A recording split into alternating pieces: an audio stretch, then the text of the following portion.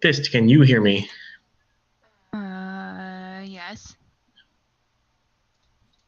Yeah, I think they can Okay, hear us now. I think we're good. Rim, can you hear me?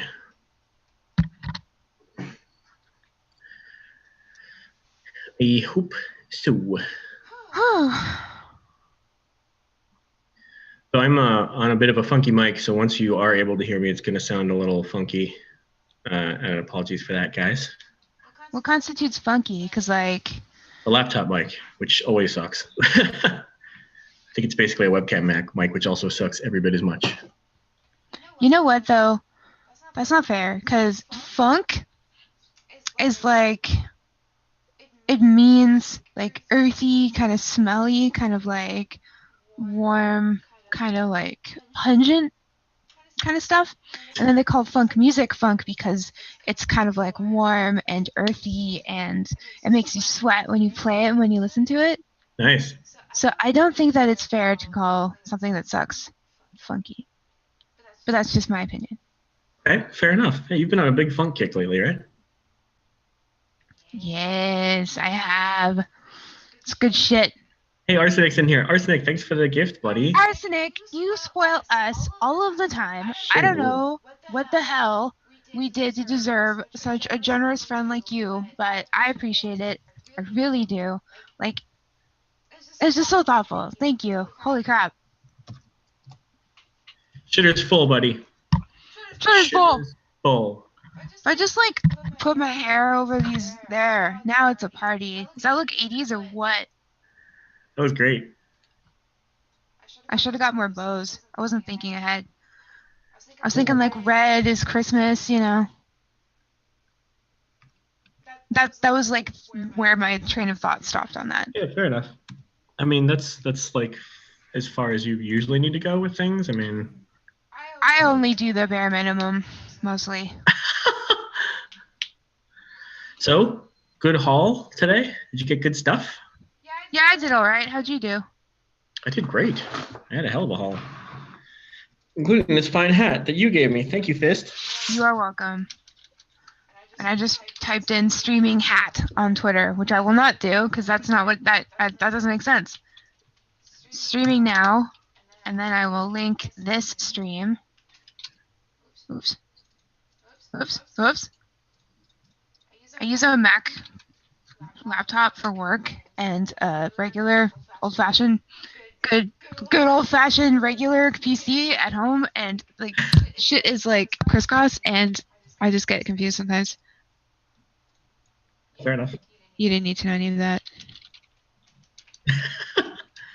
Well, you look lovely, and I think red was close enough for Christmas, so good call. It looks like the stream is working fine, so we're officially here. Merry Christmas to everybody who celebrates it. Merry Tuesday to everybody else who doesn't. And I'm glad that some of you guys could join. It sounds like, looks like, I should say, there's like 19 people in here. So Holy shit.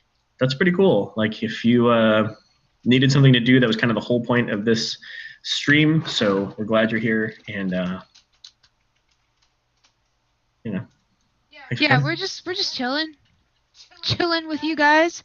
What is up? We're both not doing anything this year, so what better than to spend Christmas with our favorite people, which is you guys. Indeed. And Draven making Lord of the Rings jokes. That was pretty bad, Draven. But hey, I'm laughing anyway. Maybe it wasn't as bad as I think. Aha. What?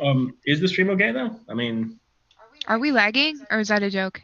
Yeah, I can't tell. You got a girlfriend for Christmas. That's pretty sweet. How long does she take to inflate? Usually those come with like those like self-inflators. You plug them in. No, for real. If that's legit, then huge congrats, man. That's a big Hell IRL. Yeah. Congrats. That's achievement worthy. That's a huge thing. You can swear. It's not a non-sweary Christmas. That's not what we do here. Also, I didn't get the memo about dressing up, Fist. You have I'm underdressed for the occasion here. Nah, you ain't. It's fine. You look great though. Thank you. What are we gonna do? Are we just gonna chill? Like, do you want to? I'm not sure if we. So, guys, the way we're working things today is like, I'm running the stream, but from like another computer, just because of the setup that I have at the moment. What? So we can, if we do anything other than this, I can set it up. I just need to step away, which is not a problem for me if it's not a problem for you. I mean, wait, are you talking to me? I'm talking to everybody. Oh, okay. Mostly you, because you'd have to deal with being alone while I'm stepping away. But that does not bother me at all. Okay. Like, not at all. Wait a minute. I'm trying to think though. I don't know if I could stream a game from here. I don't think I could. I think we can only chill. That's fine. We can find stuff to do. It's alright. Oh man. Wait a minute. Wait. Hold on. Jackknife, you got a girlfriend from someone in the guild, as in the Lagging Balls guild? We need to hear about this, buddy. We gotta fill us in. Like, this is big news. Like a different guild. Yeah, or was it like a different guild? Because of course that's also awesome. But if it was specific to the Lagging Balls guild, then we absolutely want to know that, because that's like a new milestone for the guild, I think. Probably. But either way, that's pretty dope. I'm sorry for my inflating joke. She clearly doesn't need to be inflated. You're so rude, you know that? Yeah, totally.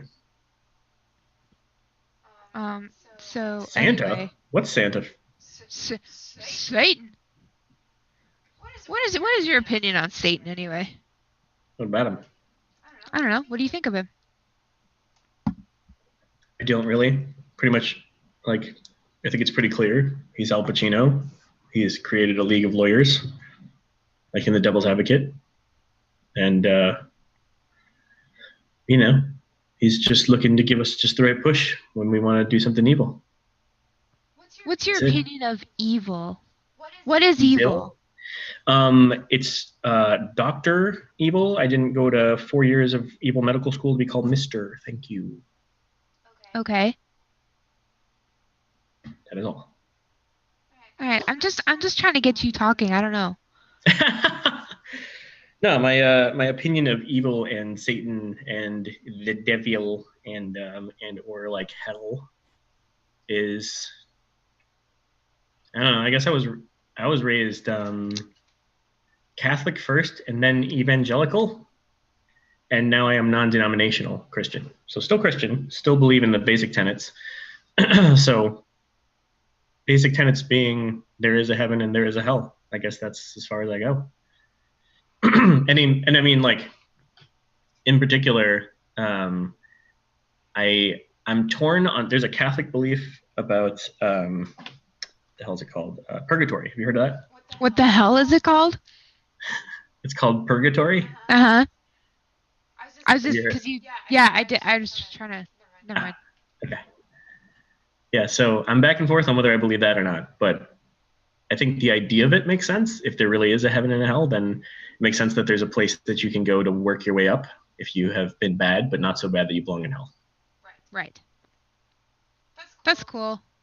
I don't believe in some of the funky Catholic things though. Like, I think the hardline Catholic thing about purgatory is that it's like a waiting period that you have to wait a certain amount of time, like in limbo, until you're. Bring your phone. I doubt it. I don't think it's not supposed to be a very enjoyable time. I don't think it's supposed to be a necessarily horrible time either, but I don't think it's supposed to be like. So you can bring your phone, but they just have really slow Wi-Fi. Yeah, exactly. Okay. And you have no data left. Shit. For ages. I don't know. It's all like that stuff's all pretty deep and difficult to understand, right? Like even if you've been thinking about it for years, and even if you've been I don't know, somebody who's like gone to school where you study that kind of shit. Yeah, I have no idea about any religion at all. Fine. I mean, I gotta say one of the coolest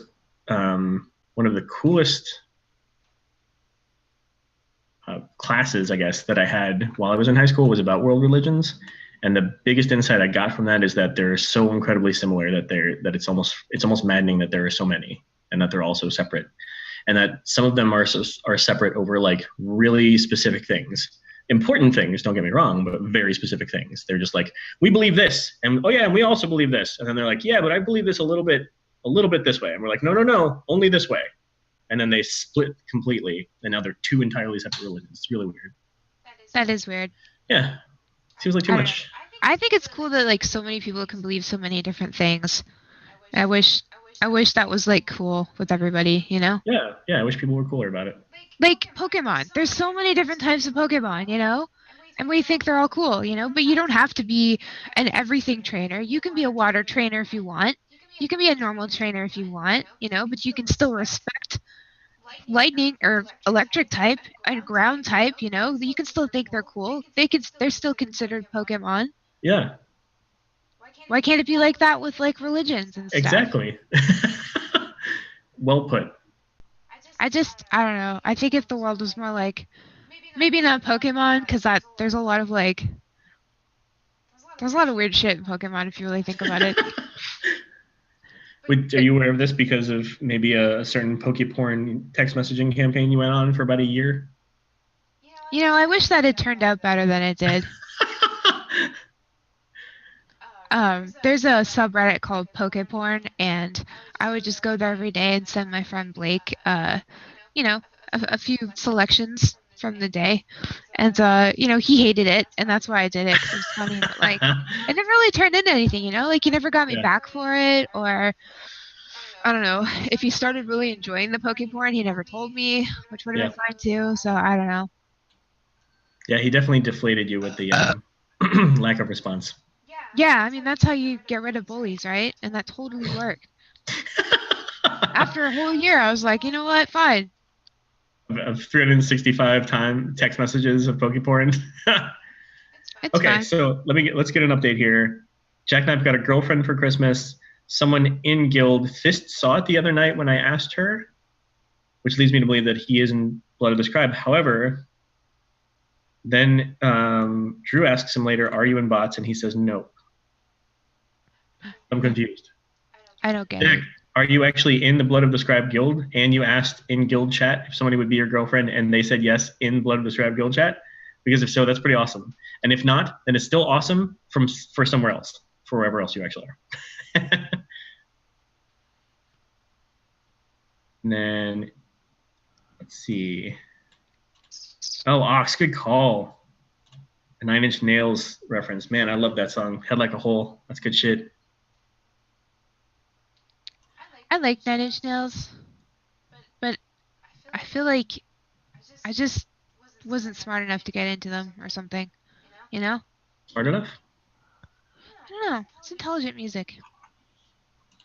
I think it's intelligent composition, but I don't think it was necessarily. Yeah, I don't know. I get what you mean. What you mean. Tool was kind of like that too, weren't they? Tool? Tool super complex composition. Absolutely, yeah.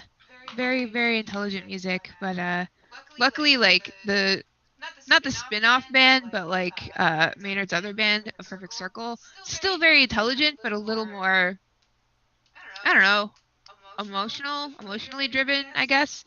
Yeah. That's the one I prefer the most. Like, I love A Perfect Circle. It's so good, and especially like a lot of their stuff came out when I was like a tween or whatever, and it was very angsty, and I love that. And then Paz with she was such a good bass player, and she was always like rocking a 5-string, and she just had like the most melodic bass lines ever. God, that shit's good. It was always just like awesome. So sad, and it was great. Is that was that something that you like kind of wanted to keep liking but kind of grew out of, or is it something that like you can only deal with when you have like a certain mood now? Or I don't know. I think I've said publicly before that like I don't really get affected by media except for music. Yeah. And so I just have to be kind of careful. Like back in the day when I was super angsty, like everything sad and angry was awesome. But now that I'm an adult, like I definitely prefer like positive music, you know? Mm-hmm. Just because it's like pep pills, you know, it gives me a charge. And like, especially with, like my long ass commute and shit, like I'll be just listening to really positive music in the morning, especially, or like really heavy, like heavy metal and shit like that, because I get a response out of that as well. It's really nice. Like it's almost better than coffee. It probably is better than coffee. No, I don't listen to Simple Plan. The thing about Simple Plan is that they're from Montreal, and so they're bilingual. So that means, okay, in Canada, you've got Much Music is the music channel, and then Musique Plus is the French music channel. Music And Plus. yes, and I would just get like a double dose, like, because if something you don't like is on Much Music, you go over to Music Plus, and like they would play English music sometimes as well. But since Simple Plan was popular back then, and bilingual, and Canadian, and in Canada, you have to make sure that at least 25% of all music you're playing on the radio and on TV is CanCon, Canadian content. I got so much goddamn Simple Plan shoved up my ass every day, and I was like, you know what? I don't fucking like Simple Enough. Plan. Yeah. Nobody likes Simple Plan, okay? I'm trying to forget that I'm Okay, stop. addicted to you. When I was in grade, some grade, that song came out, and a dude in my English class liked me, and so he wrote that out on like a piece of like paper, Aww. like notebook paper, and then ripped it out and then handed it to me on his way out of class. Wow. I know. Did you have any situations like that where you were the giver in that situation? Excuse Like me? where you did you have any of those situations where you like put time into something for somebody that you liked that you didn't know if they liked you or whatever, and then you like handed it over or whatever? Hell Do you yeah. remember like Fuck yeah. the anxiety and like the build up and should I do it and now is now the time and I'm gonna go for it and then like Yeah. Honestly, I don't have the best track record with that. me neither. Uh Just a pretty bad track record actually. I'm always just like wanting to assume the best and just be like, "Oh, there's no way they don't like me." And then you just fucking go for it, and they're like, "Thanks. Yeah. No. Thank you." And you're like, "Cool. I'm just going to go get fucked." Yep. And And hopefully never see you again. yeah, Except so, that I'm going to see you next period and yeah. next hour and tomorrow and the rest of my fucking life. What have I done? Yes. Fuck, when I was in like grade 10 or something, sometime in high school, I had this huge crush on this like senior, I think you guys call him. He was in like the grade that's the last grade of high school, so he was Yep, about that's to like senior. take off. You got it. He was the only one in school who had piercings and tattoos and cool hair and big chunky frame glasses, and he played in a band called the Flaming Mullets, and I was just and I really, really liked him, but like he was older, we didn't have anything in common, like he didn't know who I was, blah blah blah. But his younger brother was in my grade, so I was like, good enough, right? Was it? No, he turned me the fuck down because there was like literally Oh, no reason for us to like even. the younger brother or the Mhm. damn? His younger Ouch. brother was more like a hippie type. There were Okay. a lot of hippie types in my school. I don't know why. Well, that But works out well. Doesn't your town have like a big weed factory now? well, Where Canada they is manufacture basically weed. a big weed factory now. Um, Wherein they manufacture the weed. yeah. Dude, I was so cool back then. I had pink hair. I wore micro mini skirts every day. I had these big ass platform boots that went up to my knees. Nice. And I wear like the cute tiny little ripped up band t-shirts. I was so cute. I actually didn't realize that I was cute. I thought that I was really ugly. Don't you hate that? Just like Yeah. when you're a kid, you think that you're just disgusting, and then you look back on like pictures and shit, stuff that you used to wear, and you're like, oh my god, fuck. But yeah, he What? wasn't. Because it was so awesome, or because it was just that bad? No, because it was awesome. Like I was really cool, and I had no idea. I had no idea. I guess that's probably a good thing, though. Maybe. I mean, yes and no. Like at the time, like you probably suffered based on like less confidence because you like weren't sure where you stood on things, or at least how. I mean, I guess like there's something to be said for your own outlook at any given time, right? Yeah. However, I could look back at this stream tonight and be like, what a fucking stupid hat. Why did I ever What a fucking asshole. or whatever, you know, like I feel like there's like not only do time and tastes change, but like, you know, your own perception of yourself is very different in something like high school or middle school.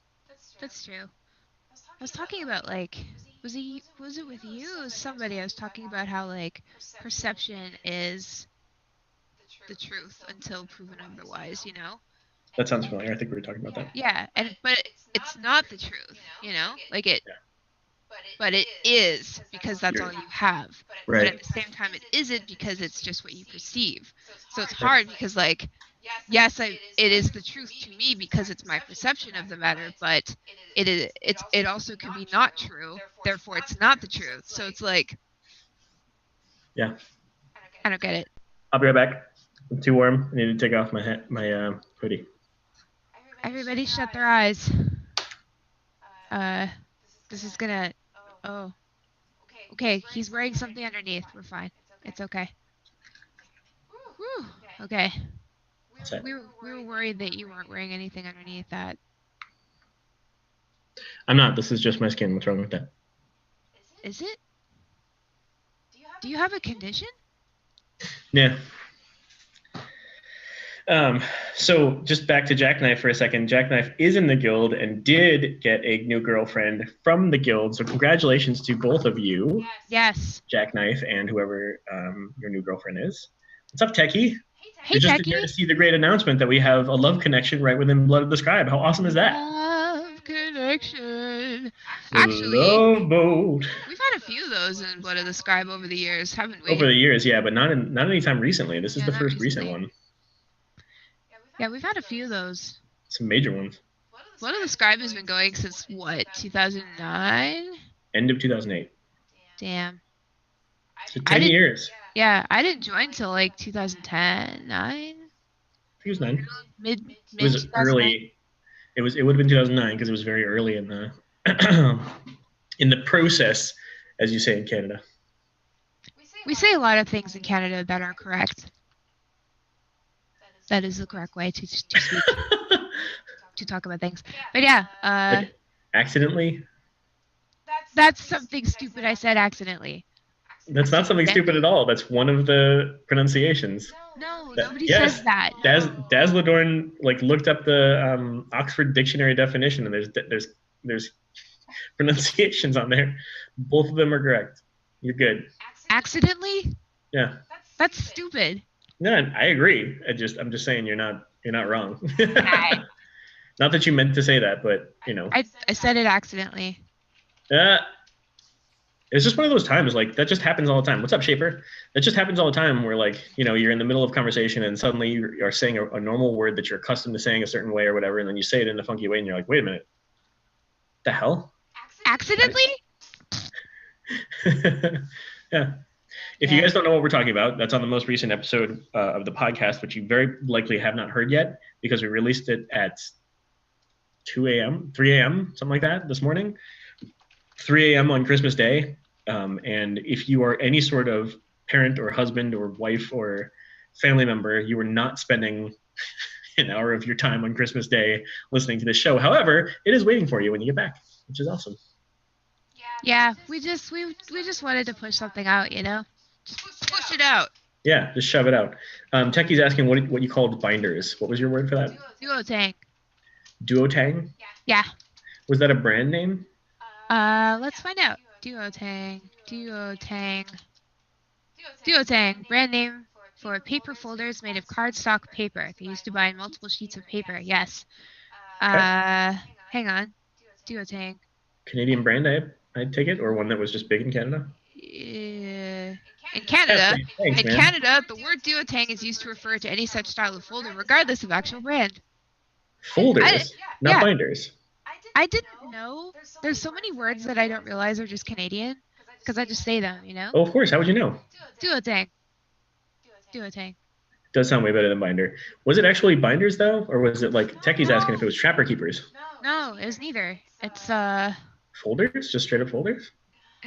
Okay. They're used to bind multiple sheets of paper by bending embedded brass fasteners through holes of the paper and folding them down to keep them in place. Some models have 3 teeth on the fastener, some have 6. The folding them down part is what's throwing me off because Okay, it sounds like a binder until then. Okay, so it's like cardstock paper, and you open it up, and inside are 2 like really flat metal tongs. And Okay. they're both sitting down like this, and then I know what you're talking about. Yeah, you push them up. You put the paper through the hole, the thing through the hole of the paper, like this. Yep. Just like that. Got it. And then you take them. Wait, and you flatten both down like that, so it doesn't go. Yeah. Yeah, I get you. Yeah. Mostly, I think that's used here for like legal stuff. We just use them at school. Yeah, crazy. And then we had just like there would just be a ton of them. They're also like really cheap, so. What on earth is a trapper keeper? What's up, Cinder? You don't know what a trapper keeper is? Maybe you poor dear. I didn't really have trapper keepers. Trapper keepers were dope. I didn't really know what a trapper keeper was until that South Park episode. I wish that trapper keepers would come back, except that I don't know. I do not have children, so any parents in the chat chime in on this. But I don't have any kids. I don't know how much they're carting papers around these days, or is everybody on laptops and cyber tablets, silly things like that? What's a cyber tablet? What's a marijuana tablet? What's a marijuana tablet? Duotang. That's cool. I actually have. I think I have some in the other room. No. I have a cahier. I have some cahiers. That's a book in French. Last time I visited home, I grabbed some like little folder books that we used in school. Actually, I should show you. One sec.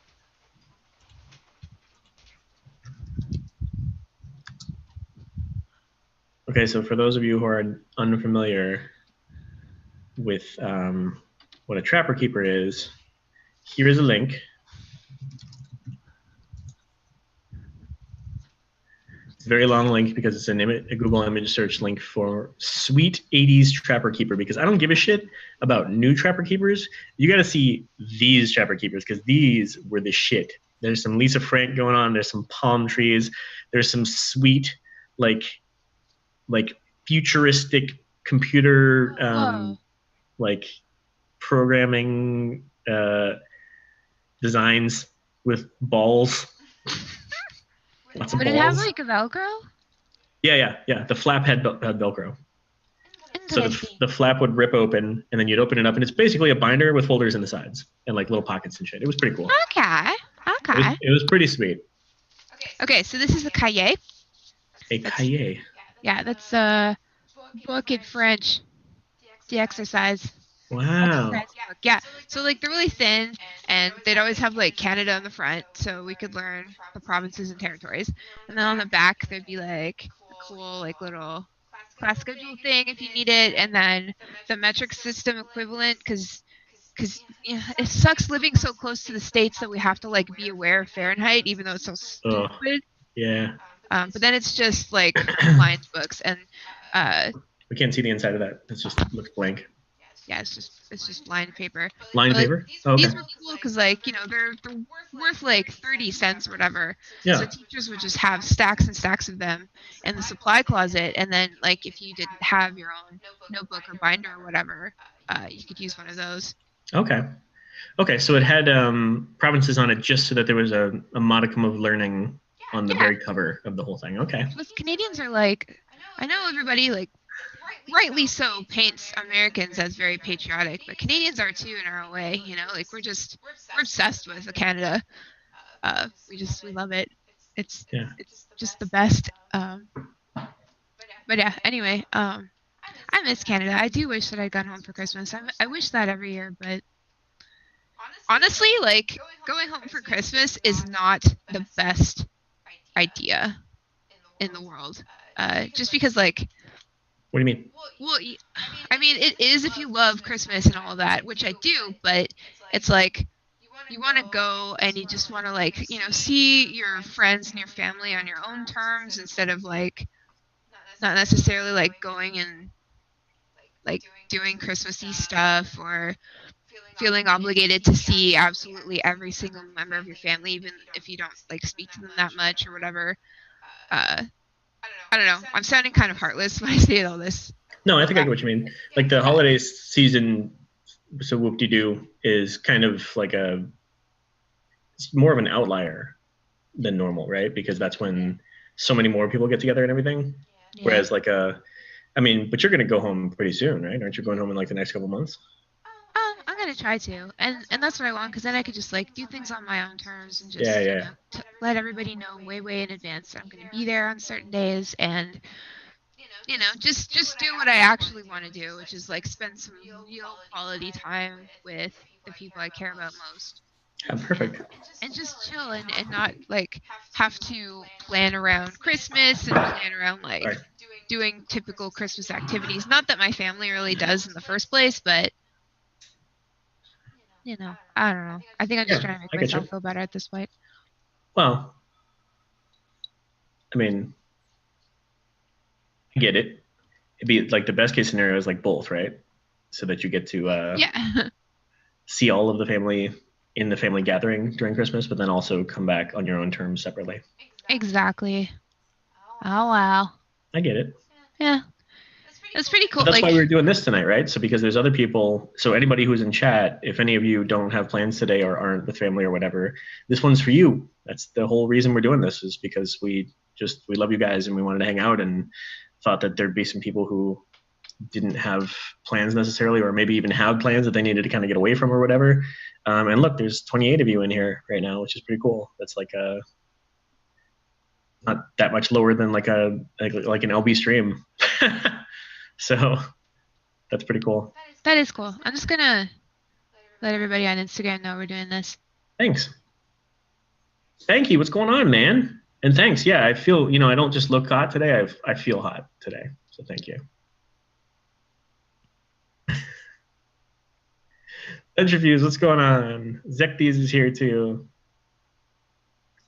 When you guys say agendas, you're gonna have to do a little explaining, because I think I know I've heard Thist use the term agenda, and I feel like it's a different thing, or it's at least a different word than I used here. But is that like basically those smaller book kind of things that are like have a calendar in them and have like basically a planner is what I would have called it, I guess.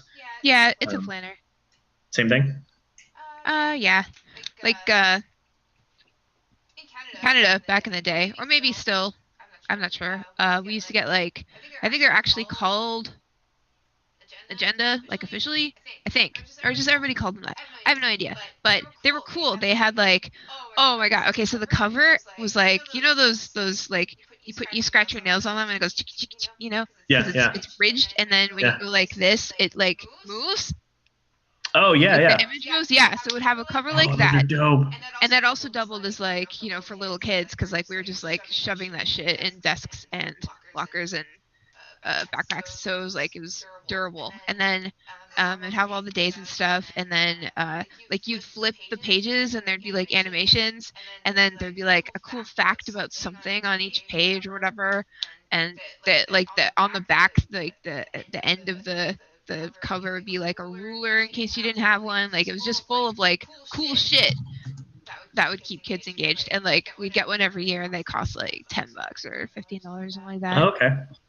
And so like a few years into elementary school, I had a bunch of them just like shoved into my bookcase in my little kid room.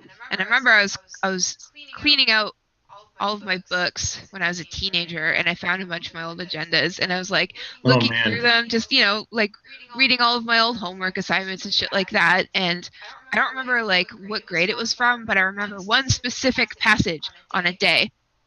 I'd written down all the things that I needed to do for school, and I had like really poor vocabulary because I was a little kid, and I specifically wrote down, and I'm not shitting you, I know this sounds like too good to be true, but it's a real thing that I did, and I probably have proof back home in Canada in a storage tub somewhere. I wrote down, "Future me, don't make fun of my spelling. Bye." And I was like, oh, what the fuck? Yeah, no, I was always doing that to myself. Always, like. That's awesome. I wrote a letter to myself and I put it in an envelope, and then I went under my bed and I like lay on my back and I shoved the letter in like the spring slats underneath my bed. I had a really old bed. And then I forgot about it years later. And then I think That's this the was, best. yeah, and then just a few years ago I was moving out of my old house and I found it when I like started dismantling the bed frame. It was really stupid, but like it was just cool. Aw. I always used to do that. I should still do that. I'm always saying hey to myself in the future. Yeah. And then I'll get to future me and I'll be like, what's up, past me? It's like that meme with Reggie from Nintendo and he's looking down at his Switch and he's like, and then the Reggie on his Switch is going, and it's so cute. Like, good, you get play the game. It's really cute. I love it. Tucky, I'm glad you like listening to my old stories because I'm always talking shit about myself in the past, I guess. What it is, Perfect Nomad. How's it going, buddy? Podioda, what's going on? Up? Welcome, everybody. Really glad to have so many people in here. Oh, suddenly we jumped up to 42. Hello, everybody. Yoda. Whoa, what just happened? Oh. Merry Christmas. Merry Chrysler. Everybody. That's so cool that Christine's Vine is like, I mean, it gets a resurgence every Christmas, but I'm seeing it a lot more this year.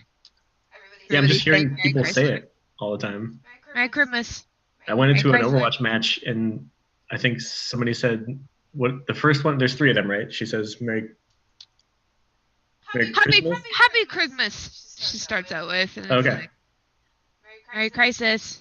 I think I said Merry Chrysler right away, and they're like, "It's Merry Christmas" or something like that. Like they like spell checked me. Oh, I'm sorry. I was like, can we just enjoy this moment that we all like to? Jeez. Yes, Centrifuge. I told Fist about what I did on Sunday. She's aware of the stream. She saw your clips, I think. What happened? She's aware of the screaming. Oh yeah. Subnautica I don't adventure. know how you guys are watching Thorn scream underwater all night, but he was apparently. Yeah, and then Techie sent me another clip, and I don't even know if you put that up anywhere, Techie, but I hope not. Captain Barbara, who you calling a ho ho ho? Because if it's not me, you're wrong. Hell yeah, that's monsters. Right. Yeah, that's right. That's right. My family? Okay. So, where I'm from.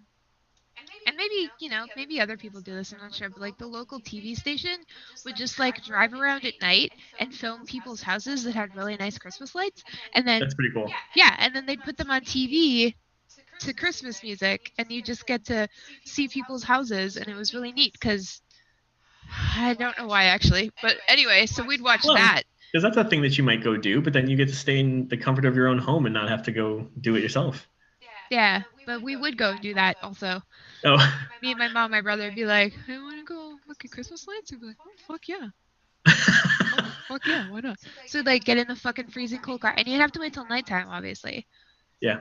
Go, and since it's Canada, it's like covered in snow, and ice, and black ice, and freezing rain, and fucking snow, earthquakes, and thunder, ice, and all that stuff.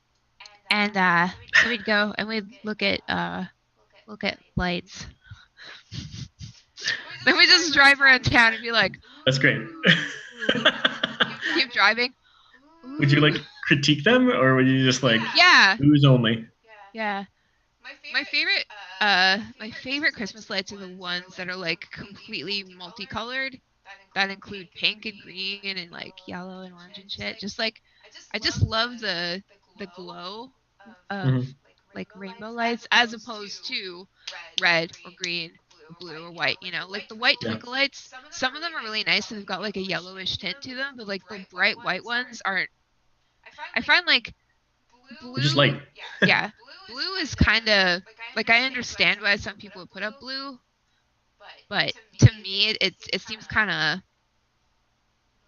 less warm, I guess. Well, it's not really a warm color anyway. But yeah, I don't know. Isn't it more of like the Jewish faith puts up the blue ones, I think? Yeah, I think so. I like them. I know they made a big surge in prevalence like a few years back, because I think they were less sought after than the like normie ones. So like they're on sale, so tons of people bought them, and I was like, I don't think people realize that these are actually like meant to be more Jewish faith oriented because they're like everywhere all at once. So I was like, hey, I like them. So Yeah. I was the kind of teenager who had like Christmas lights in her room all year round. I just had a thing for like cool lights, like that's lava awesome. lamps, shit like that. I Yeah. wish I had more pictures of my room Don't back in you? the day. I don't know, like just like every like inch of the walls were covered in something. Hey, it's Jackknife's Hey, girlfriend. hey, Hey, cutie pants McBoop. solid name, That's a bro. great name. And congratulations, you guys. And how do we know that it's not just a second account of Jackknives? Jackknife, say something. Prove that you're on a separate account. Why are you being so paranoid about this? I'm not. I'm teasing. I think that's adorable, and I think it's really cool. This is a new milestone for the Blood of the Scribe Guild of late, because the relationships that you talked about were from pretty far back. They're from much earlier in the guild when it was very, very small. Um, you know, it's a big deal. That's kind of It cool. really is. Yeah. Congratulations, you guys. Yeah, congratulations. You two are part of a long and proud history of people hooking up from Brother to the Scribe. It's true. You know why? It's because, like, Blood of the Scribe and Lagging Balls in general has this weird way of, like, attracting attractive people to it. It's true. Yeah. I don't know why. I thought that it was just sort of a like a massive coincidence, but it just keeps going, you know? And it can't be a coincidence at this point. I think that just like attractive people actually just have really good taste in guilds and podcasts. Yeah, it's true. That's Ah, not self-serving at all. So, definitely we're not. legitimate comment. Well, I'm just saying, like, yeah, it is. Never mind. I was gonna argue you, but I can't argue. It's because of the raw sexual energy this community puts off. It's true. It You is know, true. when you get a lot of like attractive, intelligent people in an environment that it's okay to make dick jokes and Yes. just like dirty jokes in general, like I don't know. It takes kind of the edge off of like society's confinements, Yes. like when you're in our Discord or in our guild or listening to LB or interacting with Lacking Balls community people, there's no edge, like you kind of assume that people are cool with dick jokes and dirty jokes and that kind of stuff in general. So it's easier to express yourself a little bit. And I think with all of that out of the picture and just like, a little bit more freedom to push these topics a little bit more, that makes it easier for people to get together because they're, more comfortable talking about hooking up Yep. or something. I don't know. And I definitely think that there's like I want to say one of the coolest things about this community, if we could just circle jerk some more for a little while here. Circle jerk. Exactly. One of the coolest things about this community is that like there are people who can make dick jokes and dick and fart jokes and like dirty jokes, whatever, and break out of those confines of society that you're talking about. And then there's a whole other echelon of those people who are dying for a place to do that, but don't know the limits, don't know basic human limits. And I gotta say, one of the best things about this community is that we hardly ever have to police that stuff. Yeah. Like that if you think about it, an open door to being a little dirty and being a little less appropriate than everywhere else expects you to be is a big risk, because there's a lot of people who want to just come in and take advantage of that or be completely inappropriate. People want to, there are people looking for places like that to really take advantage. We've been very, very fortunate, and I probably just jinxed us for 2019, but we've been very, very fortunate that, we've had very little of that to like police, if you will. Very few people to ask to leave, hardly ever, which has been really good. So not only are all these listeners and community members devilishly attractive, but they're also like they're normal human beings who like, well, not normal. Normal's the wrong word. None of us are normal here. But they're human beings who get that other people are also human beings on the other sides of these usernames and accounts, and that that like just basic human decency limits are what kind of make the whole world go around for us here. And I appreciate that. I do as well. Also, Ace Platinum says we look like Lauren and Billy. Oh, hey. Hi Like there. I'm those would be Billy. our names. That's not your name. You wish it was. As if. No. I've been named. Yeah, my actual name's Jess, and that's like the other name that every girl has besides Lauren. So, yeah, just call me Sis. Like even in like IRL, Fist is preferable. Just Yeah, fair enough. I don't know. Also, no, I'm not currently wearing shoes. I was up until a few minutes ago wearing these sporting, I should say, these slippers, which I believe I got from Christmas actually last year. These are my Frost Wolf World of Yeah, those are Warcraft. Blizzard branded, man. Yeah, those were on my feet. Now they are not because I got a little too warm. It's weird that I'm not. And I last had a poo earlier today. Oh, congratulations! I'm regular. Oh my God, Mr. Hanky the Christmas poo. Like you literally just did that. Yeah. That's good for you. That's good, man. That's awesome. Thanks, Ace. Good questions. Good questions, man. Yeah, that's a real good question. Like I'd answer, but like women obviously don't. Yeah, I mean, fair enough. Yeah, it's a thing. That's actually not true though. Women take huge dumps. I've seen it. Not drop us down a level. Oh my God. You go out camping with some chicks, they'll Welcome. go right ahead and take a dump in the woods. Yeah.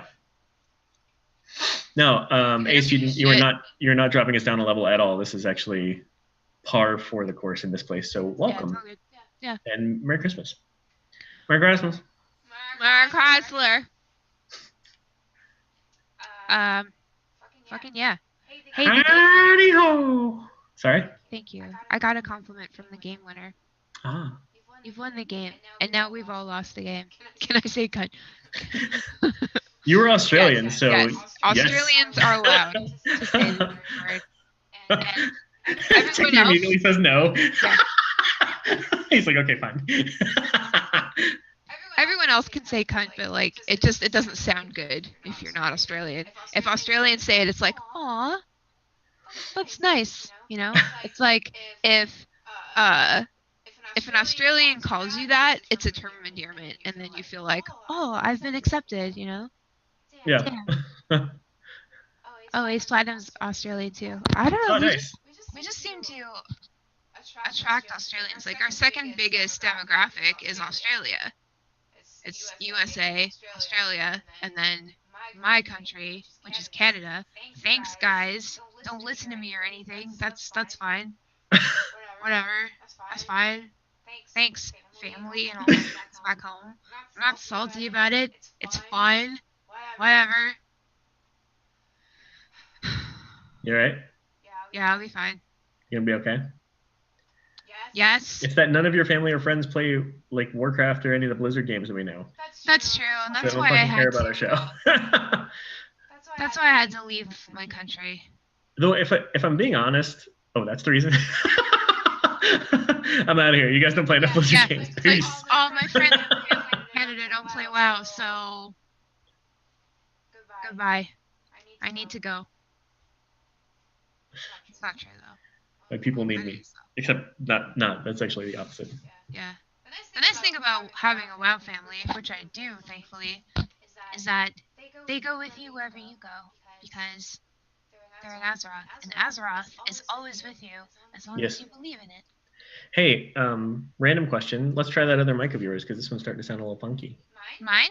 Yes. Oh, okay. Do I just do that thing where you switch the inputs and try it out? I'm trying. Just give me a sec. Also, today is the Christmas. If How's you that? are in the way better. Is Okay, it echoing for you though? No. It was echoing when we tested it before, but this sounds like 100% better. So. How accurate is Letterkenny? It's very accurate. It's actually set in where I'm from. So I can tell you with all certainty that it is very accurate. And I would probably sound a lot like that if I had stayed. I love the cadence that they deliver those videos with. Yeah. They're well put together. It's pretty good. Whoa. Lord Shaper says, as an old fart from over here, as in Australia, I'll dub you not use a cunt, but the official Lagging Balls honorary cunt. Whoa. That's a big deal. That is a huge deal. Thank you. Thanks, Shaper. Shit. Okay, I'm glad I sound better. You sound way better. That's good. Little echo? I don't know how there could possibly be echo now. There's oh boy, always something. So guys, keep giving us feedback if there's any echo that you're hearing. Then we can always go back to her other mic. But this one is much clearer. This is actually the one that you record the podcast with, right? Yes, the podcast. So let's talk with that, shall we? So we put one out last night, really, really late. We put out last night, guys. Hey, we put out all the time. Yeah. Like nobody ever takes us up on it, but I mean, as far as I know, I don't know about you, Thorn. I don't know what you do in your day to day, but or your night to night. Comment. Interesting. But we put one out last night. I don't know what that means. Well, thanks for that anyway. Yeah, you're welcome. And since it was Christmas, I didn't feel like editing it, and I didn't feel like, mixing it that much or putting in bumpers or anything like that. And like, that's okay. Like, I think it was still a pretty good show, but that shit bothers the fuck out of me. I love editing and polishing Lagging Balls, despite the fact that it's just an hour of us like kind of talking about Blizzard news, but mostly talking shit and me screaming and singing a lot, because that kind of seems what that's kind of what I do lately. But I enjoy it. I think we all enjoy that. Thanks. That's good to know. But no, it's not something that I because every time we put one of these like unedited ones out, some people are like, hey, this is fine the way it is. Like, you could just continue to do that. But then other people are like, hey, that was a cool episode, but where's my bumpers? Exactly. Like, you wanted feedback, and it's not as good. And I don't like it as much. So you've got the cat. So yeah, I don't know. But yeah, no, it's an okay show. It's just, Christmas, talking about Blizz stuff, and we finally addressed some of the Heroes of the Storm situation. Because we didn't last week, just because we wanted the dust to settle a little bit before we did. And honestly, like the BattleNet news that I was on last time was really great, because like that kind of Gizmo was on from Lords of the Storm, and he is a Heroes of the Storm content creator, and he hadn't really said anything about it at all publicly yet. And it was really cool that it was just really cool that he got a chance to express himself about it. And I felt like what he had to say was probably way more important and poignant than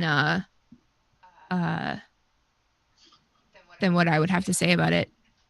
I get that. Yeah. I mean, the deeper you are in a community, the more you're affected by something like that, right? So yeah, that makes perfect sense.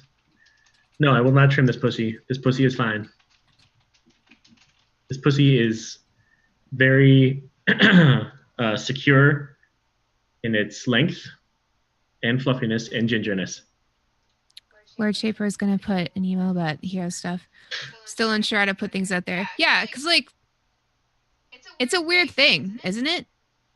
Like, it makes you like, this is an unprecedented thing from Blizz. It really is. We've not had that before. Yeah, and a lot of people's livelihoods were attached to it, and a lot of people's passion was attached to it, and so it's not one of those Blizzard things that you can easily just, oh, this is fucking weird, or oh, fucking, this is my opinion on it, like, which is totally okay normally, but like, this was a real. I'm so sorry. I'm so sorry. My cat loves this pizza box. I'm so sorry. This is a very serious moment, and I didn't mean to derail. I will explain after. Go finish your thought. I don't remember what I was saying. Thanks. Unprecedented? Yeah. Just I don't remember. And you don't want to just throw something. It's important, and it's unprecedented, and you don't want to just throw some thoughts out there when you don't feel like you're qualified to do so as much, right? Yeah. I mean, fair. So that's why we did address it a little bit more on the podcast. Yeah. There's a little bit more on there. I wouldn't say we go like super deep on it or anything like that. Just the tip, really. Yeah, we do that. Yeah, so this cat very much enjoys a pizza box. He's in love with this pizza box. It's the strangest thing. But if you move it from his favorite place, he likes this pizza box and he likes it in a certain place on this very specific table. It's very strange. But he's a cat, so, you know. Yeah, nobody understands cats. No. Except cats, probably. Yeah. And probably even not that. Is it true that cats have a secret name that they only know themselves? Well, according to Cats the Musical, yes. Yeah? Yeah. Apparently they're making a movie out of that, and Taylor Swift is in it. I'm not cool with that, honestly. Oh, really? Yeah. My mom sent me a link about it. She didn't read it, apparently. Because she said it. She's like, what do you think? And I'm like, well, no, that's not cool. Taylor Swift, really? Yeah. And she's like, wait, really? And then she reread it and she's like, oh, disregard. And I'm like, yeah, thanks. Yeah. Well, I mean, of course they're gonna do a movie about cats, because like apparently Hollywood doesn't like, new ideas about movies and shit. They just want to do books and musicals and old movies again. Thanks, Techie. What did I reference? I do that so often I forget what I'm even talking about. The thing that's frustrating about Hollywood though is that there are so many good ideas, but it's a very risky industry. The film industry is a very risky industry. There's a lot of pressure to make profit, and as like generic as that sounds, like that profit is incredibly important to keep the studios driven. And I think some of that model is changing. I don't work in that industry, but I keep up on it relatively because I really enjoy it. But a lot of the pressure on the studios is weird, and honestly, the industry itself is very strange. So people who are producers or writers, and obviously actors, when you're in that industry, think about how that works. Even if you were like a major name actor, actually, that's probably the worst example because they probably have the most work. But let's say you're, remember Friends, the TV show Friends? Gunther from Friends, the guy who liked Rachel and worked in the coffee shop with the white hair, or maybe he was blonde, I forget. Yeah, it's pretty white. Yeah. So that guy, that was like his main job for like years. But other than that, like, I'm not sure how much other work he had going, but he must have gotten paid enough on that show to really keep him going. He probably did some other stuff on the side, or goodness knows what. But think about it from a movie perspective. When you make a movie, it's a big, long production, might take a couple of years or whatever. Your part in it may or may not take a certain percentage of that time. And then when it's over, you're done. You need to go find other work. So you don't have a salary. These studios don't employ like legions of producers and gaffers and all these sorts of things. They're not just like the staff gaffer. They are, somebody that they've hired in specifically for that production. So the entire industry is like full, like just of tons of people constantly looking for the next project and the next piece of work. So there's a ton of pressure for a film to be successful. And so with all that pressure, of course, they're going to go back to the same stupid shit that they've done before because there's some sort of market for it. And because we, especially as Americans, if I'm being honest, have fucking horrible taste. Fucking horrible taste. Wow. So we just eat up the same shit over and over again. And that leads to them just creating more of it because it's safe. Yeah. But at the end of the day, there's tons of cool ideas that nobody's touching because they're not adventurous enough or the studios aren't willing to give them the shot. Well, fuck. Yeah. Milwaukee brings up Hellboy. Can I just say, I'm a huge Hellboy fan. Like, you guys don't even know. I, like, just one sec. Shaper, while she's looking for that, Shaper, you mentioned the Dream of a Thousand Cats from the Sandman Chronicles, and that happens to be my very favorite story from that entire series. I love the Dream of a Thousand Cats. I read it probably once a year just as a refresher, and I am absolutely in love with that story. I think it's absolutely amazing, and it's a huge testament to what the power of that type of storytelling. I absolutely love it. I've told you about that. I have no idea what you're talking about. The Dream of a Thousand Cats from the Sandman. That's a lot of cats. Thousand Cats. Like, I thought that having a lot of cats would be a great idea, and then I did, and it was not a good idea. That's not a bad idea. Okay, back to Hellboy. Right. So I fucking love Hellboy. Like, the comics, they give me life. Like, look at this. Okay, so this is like technically okay, it's like a trade paperback, but check this out. Wait. Oh shit. Just a second. It's somewhere. Wait for it. Check this out. I got Mike Mignola to sign it. Like, I literally met him, and it was like, I was so fucking nervous. Like, I walk up to him and I'm just like, I really like Hellboy, you know, and I just like hand it over, and he's like, thank you, and he hands it back, and I'm like, I hope you're having a good day, Mike Mignola. And then I walk away, and I'm like staring at, you know, it was as bad. It was really bad. But I've got like a lot of, like, this isn't one of the trade paperbacks. It's just like a bunch of like different like illustrations from different issues. But I've got almost all of the trade paperbacks, and then I've just got a ton of shit. Like, just, I love Hellboy, and this is proof. You know, it's not proof. Yeah. But like, I've got a BPRD belt buckle that I've never used because Nice. I don't want to get scuffed or nothing. I don't know. But anyway, so when the Hellboy movies came out, I was like, cool. That's alright, you know. And the first one, it was fine. Second one, pretty entertaining. I like the second one. That was good. Better than the first. Yeah, in my opinion. And so it's just the problem with the movies though is that like the tone was a little off, just a little, you know. How so? Like, well, they always in the movies they try to make Hellboy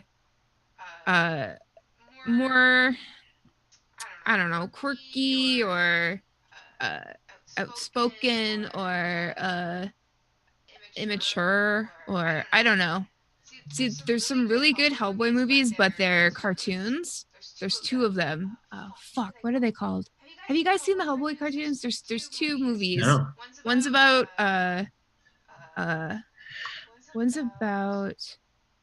like a witch, like the Baba Yaga, maybe?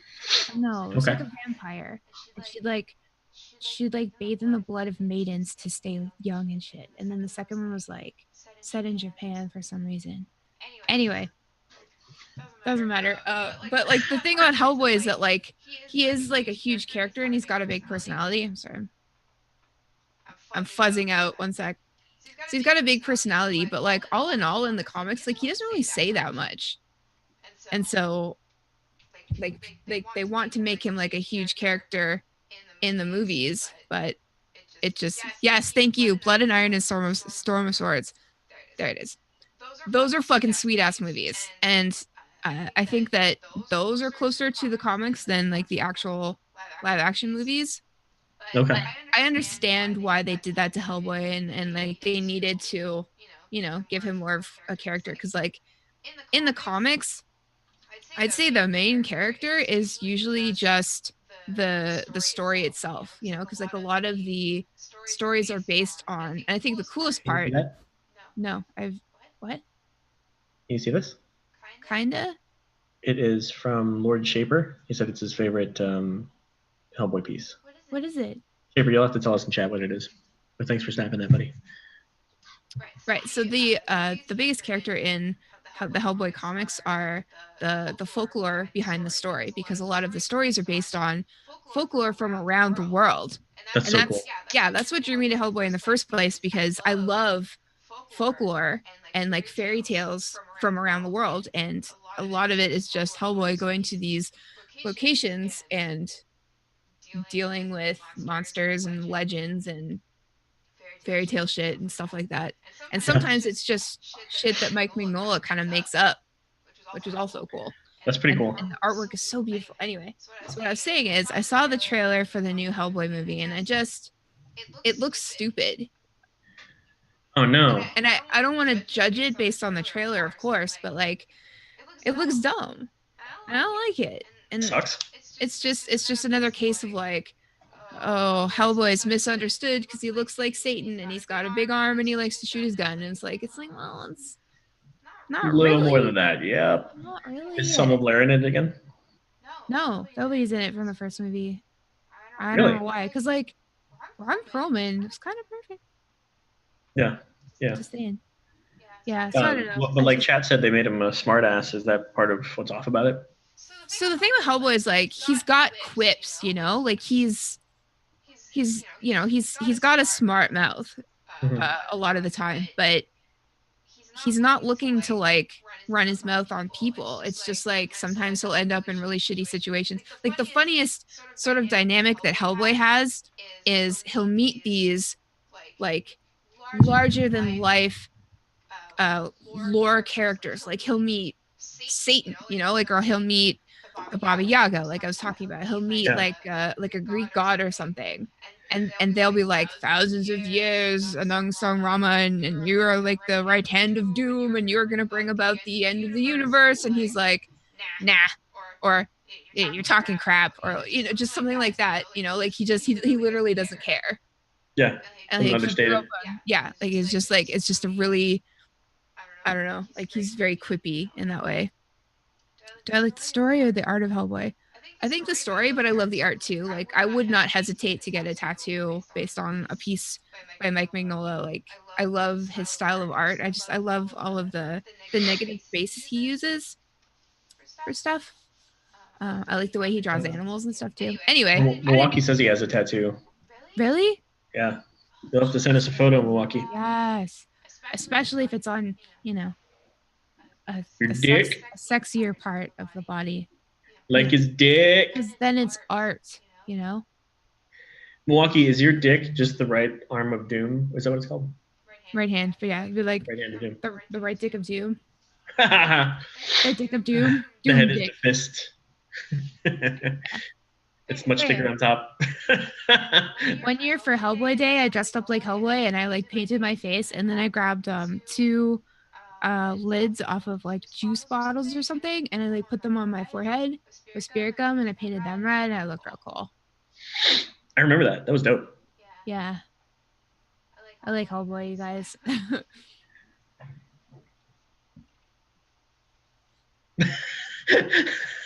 You guys should read Hellboy though. It's good. It's good shit.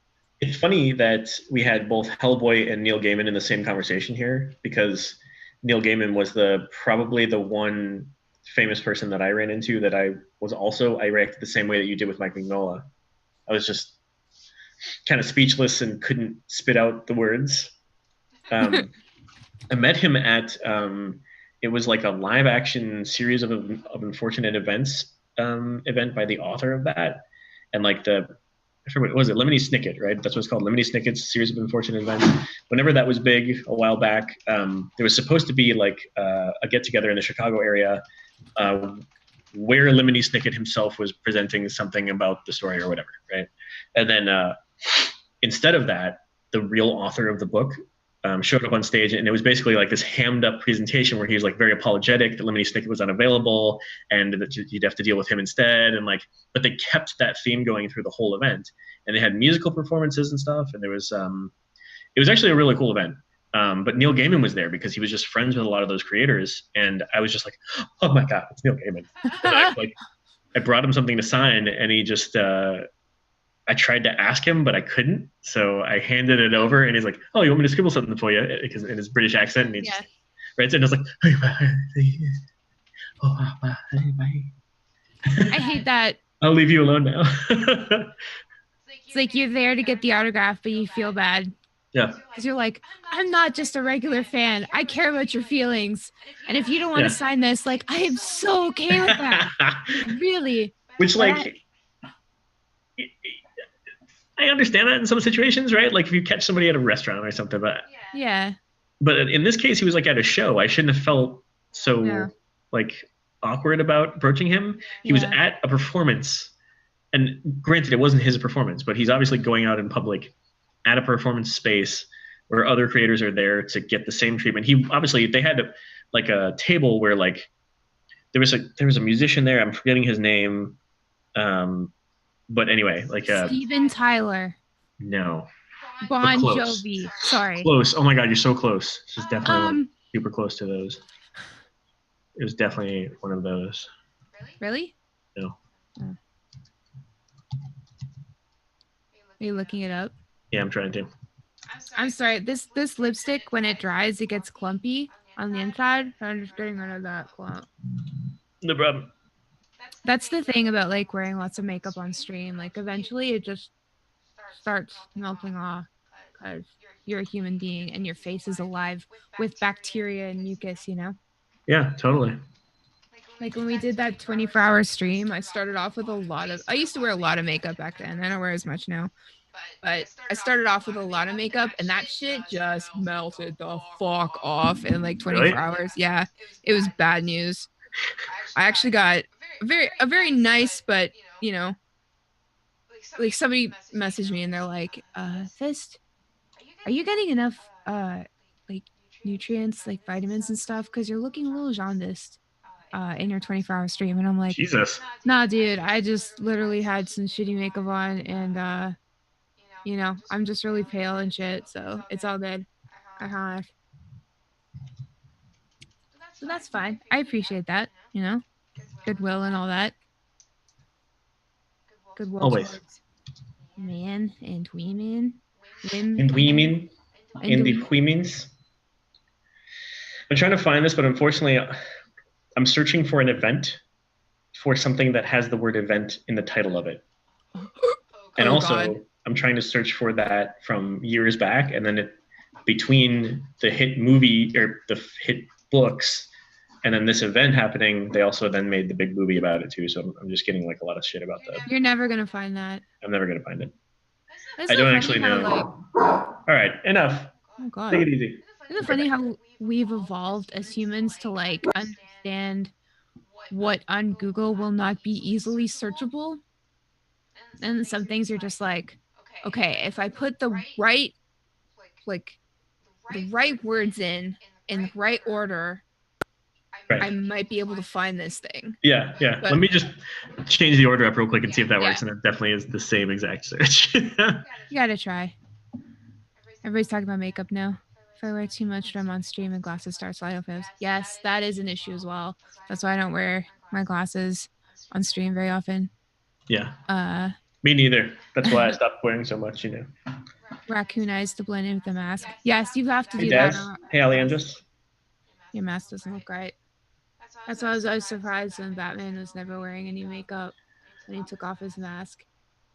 When Dr. Chase Meridian was like, "Oh, Batman."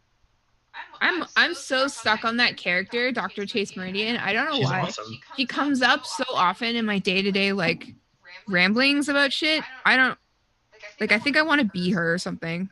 Who wouldn't want to be? Switch professions. She was hot. She was brilliant. She was sought after by the coolest character in the movie. By two for the price of one. Yeah, what's not to like? Yeah. Ben Nye is the best for. Do you guys know I used to be an effects makeup artist? That was going to be my career. Like I went to college for special effects makeup, and I was going to be working on movies. And you should post some of that in the Discord. It's really good. Thanks. Her work is kick ass, you guys.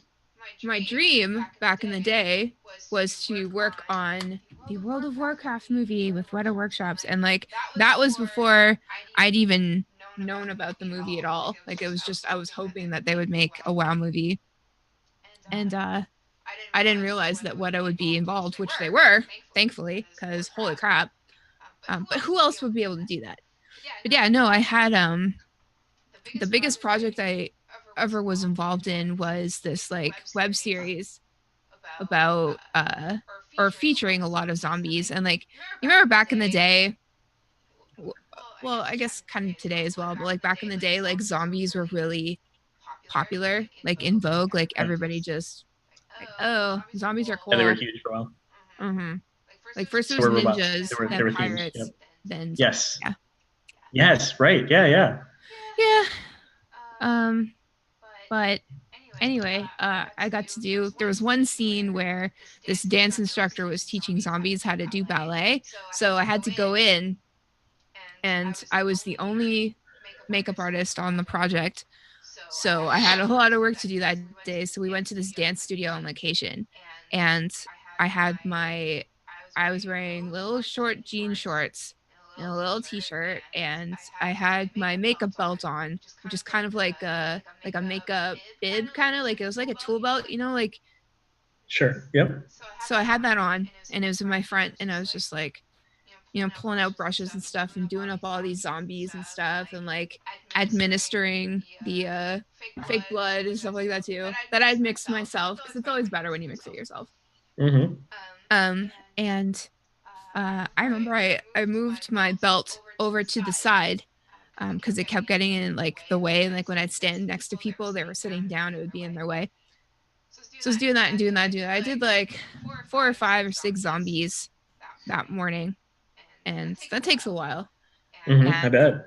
by the end, when everybody went to go start filming, I was in this, like, we were in this spare dance room, and it was like covered in mirrors and shit.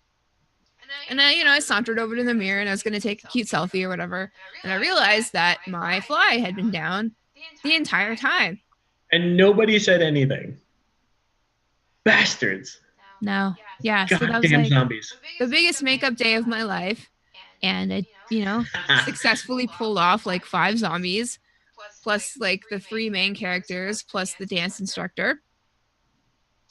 And they're all sitting down, and I was standing up, so my crotch was like right in their face. And it had been Not a covered, single one said anything. and I uncovered it so everybody could see it.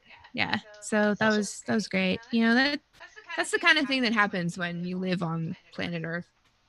Sure. I mean, maybe they just thought you were advertising. Well, nobody took me up on anything.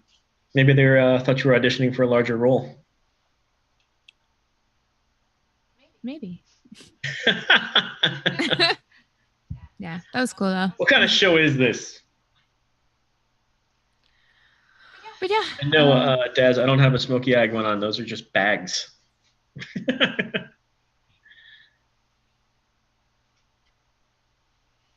Makeup's fun. Yeah. But I got out of it pretty quick. Yeah, it's too bad. It's almost too bad, because your special effects makeup was really impressive. You have to dig some of that up if you have the old photos, and show some of the Discord, because man, like, let me see. Yeah, you know what? There was that time that you sent me one where you did a black eye, and I got pissed off because I thought that somebody hit you, but it was your own makeup, and it was that's a pretty awesome response. Yeah, that was a cool. I don't remember why I did that. Oh, I did that because I was working on that show, and I needed to practice on myself. Somebody get punched in the show? Yeah, somebody got like a broken nose or something like that. No, Techie, I don't want to work tomorrow either. It freaking stinks. We have a huge pitch that's due on January 4th, and I think it's total fucking bullshit that this company decided to make it due on January 4th. And then my company wouldn't ask for an extension because they were too scared to. So a whole bunch of us get to bust our ass the rest of this week really hard to try and get that out on time, which is just awesome. Thanks for that. That sucks. Yeah, it was really lame, honestly. I'm working. It should have been too, like I have so much administrative stuff. I'm sorry, go ahead. Oh, I'm also working tomorrow, but from home. Nice.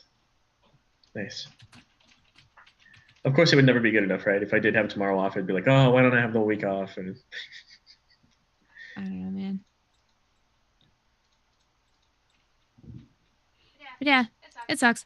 I don't know. It's just, I always feel like everybody should get a bunch of days off around Christmas.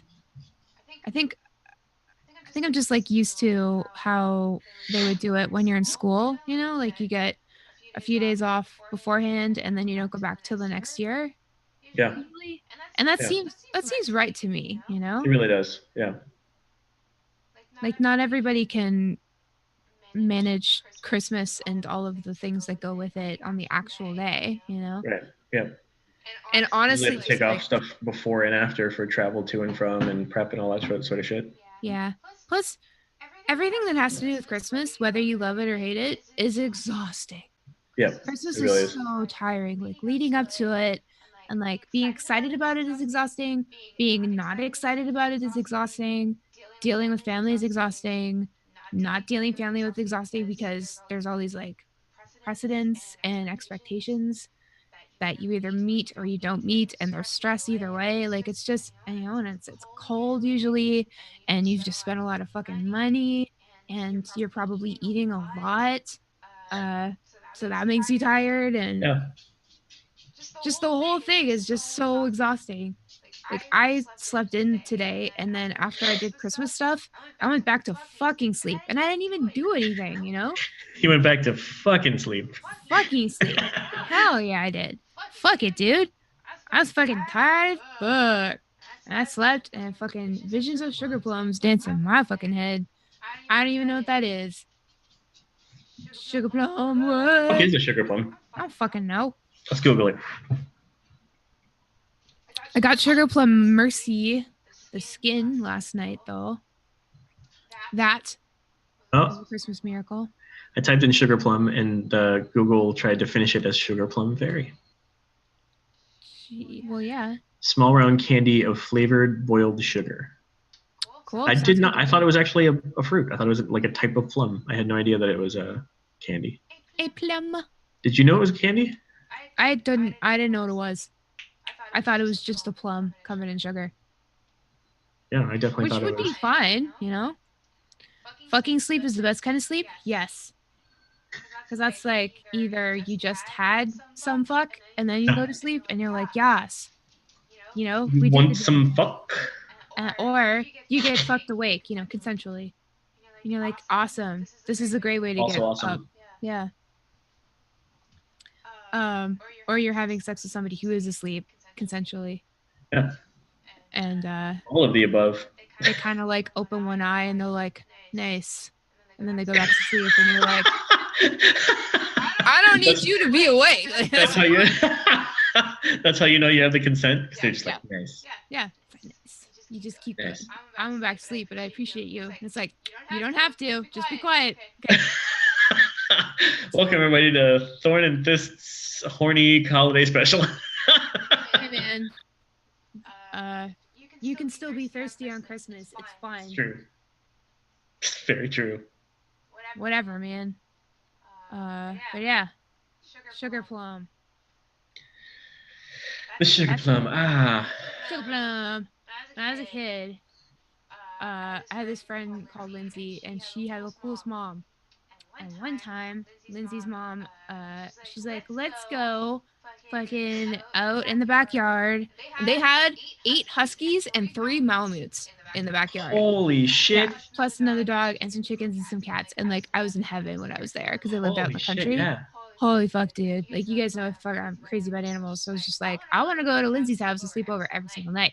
So anyway, so her mom made this big giant like bonfire in the backyard, and the full moon was out, and she got these apples, and she like shoved the apple on a stick and like put the apple over the fire, and then the skin started like bubbling, and so she brought it back in, and you can like peel the skin off, and then she had a bowl of cinnamon sugar, and she like rolled the hot apple with that skin in the cinnamon sugar and handed it to me, and I was like, Holy shit. oh fuck yeah. That sounds amazing. I want that now. Good. Oh my god. And then all of the dogs started howling. And so we started howling, and it was just like little kids like high on sugar out in the fucking boonies under a full moon howling with like wolf dogs. Not real wolf dogs. Fuck yeah. Close as you can get, yeah. She was so cool. Okay. This lady was so cool, like the first time I slept over, Lindsay was one of those kids. You guys remember, either you were one or you weren't. There's no in between. Some kids just go to sleep.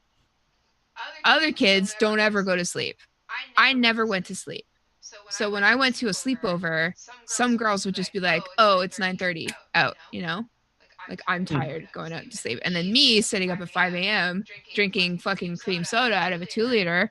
I'm just like, fuck yeah, I'm never gonna sleep, So Lindsay would just go to sleep. So she just went out like a light in her own room, and I'm sleeping next to her bed in a sleeping bag. And she's, got the lights out and shit. And not only did I not sleep, but I was a very anxious child. So I was sitting there like freaking out, because I had no stimulus. And I remember there's a crack in the door. The door is just slightly ajar, and there was like a faint light from the hallway. So I was like trying to look at some like little kid book with the light, and I was like, I get to read this all night. It's fine. So I'm like desperately trying to figure my shit out. And Lindsay's mom comes in and she's like, yeah, come here. I'm like, okay. So I came over and she's like, do you want to go watch a movie? And I'm like, So fucking she sets up my shit in front of the TV in the living room downstairs, and she puts on like Aristocats or some shit. And she sleeps on the couch. And I'm just watching movies all night, and it's totally cool. She was just, I don't know. It's just, the things you remember when you're a kid. That's so bitchin'. Yeah, what a nice lady. Yeah, I just really appreciated that. That was good shit. She saved me from a panic attack that night, that's for sure. Did she know that you had any of those issues? I'm sure she did. I'm sure my mom would have to tell everybody about that if I was going to go stay at a place, because I had really bad anxiety when I was a kid. But yeah. I was also that friend, Alejandros. I would also be up playing video games, especially if like the friend whose house I was at or whatever had video games that I didn't have, which was very often the case. So, like I'd be over there and they'd be like, all right, I'm gonna go to bed. And it's like, or actually that's not the case. Kids don't usually say that. They just fall asleep. So the kid would just be asleep and I'd just be like, the worst would be like a whole big old sleepover with a bunch of people, and then some people go to sleep, and then when you'd be like up giggling and doing stupid shit, they'd like wake up and be like, you guys keep it down. It's like, fuck no, it's a sleepover. Yeah, how about you go the fuck home then? Yeah, Karen. Lame-o. Damn it, Karen. Call your mom then, Ashley. Those are the kids who get drawn on while they're asleep. Oh, we did. Absolutely, mercilessly. Or like we'd always, I don't know what it was, but like I don't know if everybody does this, but like we would have these epic sleepovers, and like we'd usually have them at Catherine's house because she had the cool basement, and her parents got like the first like wide big screen TV I'd ever seen, and it wasn't one of those ones on the walls, like the old school ones like on the ground. And her family was the first family that I knew that got internet. So we had big screen TV with surround sound, basement to ourselves, and a computer with internet. Hell yes. Yeah, you can fucking. What did you do with that basement internet? We just looked at weird shit. Like that was probably like the basis for all of my because I realized that the basis of my like weird shit is hereditary, but it helps. So anyway, fucking. Oh, dude, it was just so much fun. Like and her parents were members of Costco. My parents were not. So her parents would go to Costco and just buy like big old sheet cakes, big old 2 liters for everybody, big like party sized fucking Cheetos, fucking chips, salsa, that dip. Like in Canada, we really enjoy dill pickle dip. It is delicious. Fucking so good. It's like cream cheese, but with dill pickle bits in it. Oh my god. And then there'd be like the onion dip and fucking just all that shit, and like candy. We got the big caramel bars, fucking Hershey bars, fucking marshmallows, fucking whipped cream with the aerosol cans, fucking like I was an obese kid, by the way, fucking maple syrup, just all the shit, and then we would bring it all downstairs and like set it up. We'd fucking watch movies, we'd go online, we'd look at weird shit, we'd go like the early like Yahoo chat rooms and shit, talk shit to people. Oh my god. Oh, and then man, the early chat rooms. Truth or dare all night long, fucking listening to music. We were all heavily into the Beatles. We listened to that shit. And they had computer chairs down there, so we'd like roll around on computer chairs, spin, and like we have like syrup chugging competitions. And I'm not just saying that because I'm kidding. We actually did do it. It was so much fun. Oh, that was good shit. Those were good times. But then, there'd be that one girl or 2 girls who'd just be like, I'm sleepy. They go to sleep, and you're just like, why? It's a fucking sleepover. I know. You go to sleep every night. Like, fuck you. Come on, go sleep, go home. Anyway. Yeah, that's funny. Funnily enough, when I first moved to New York, we had moved from the West Coast to the East Coast because my parents were military. So we moved to New York, living on a base there in New York, and I made friends with this kid across the street, Nick. And then eventually, like, I made good enough friends that Nick came over, and we had a sleepover or whatever. And Nick was like a kind of a more rough and tumble kid, and I was more of like I don't know, a regular city kid. boy. Yeah, just more of a city boy, like, and so he was like a little more like I don't even know how to explain it, but I was like, all right, good night.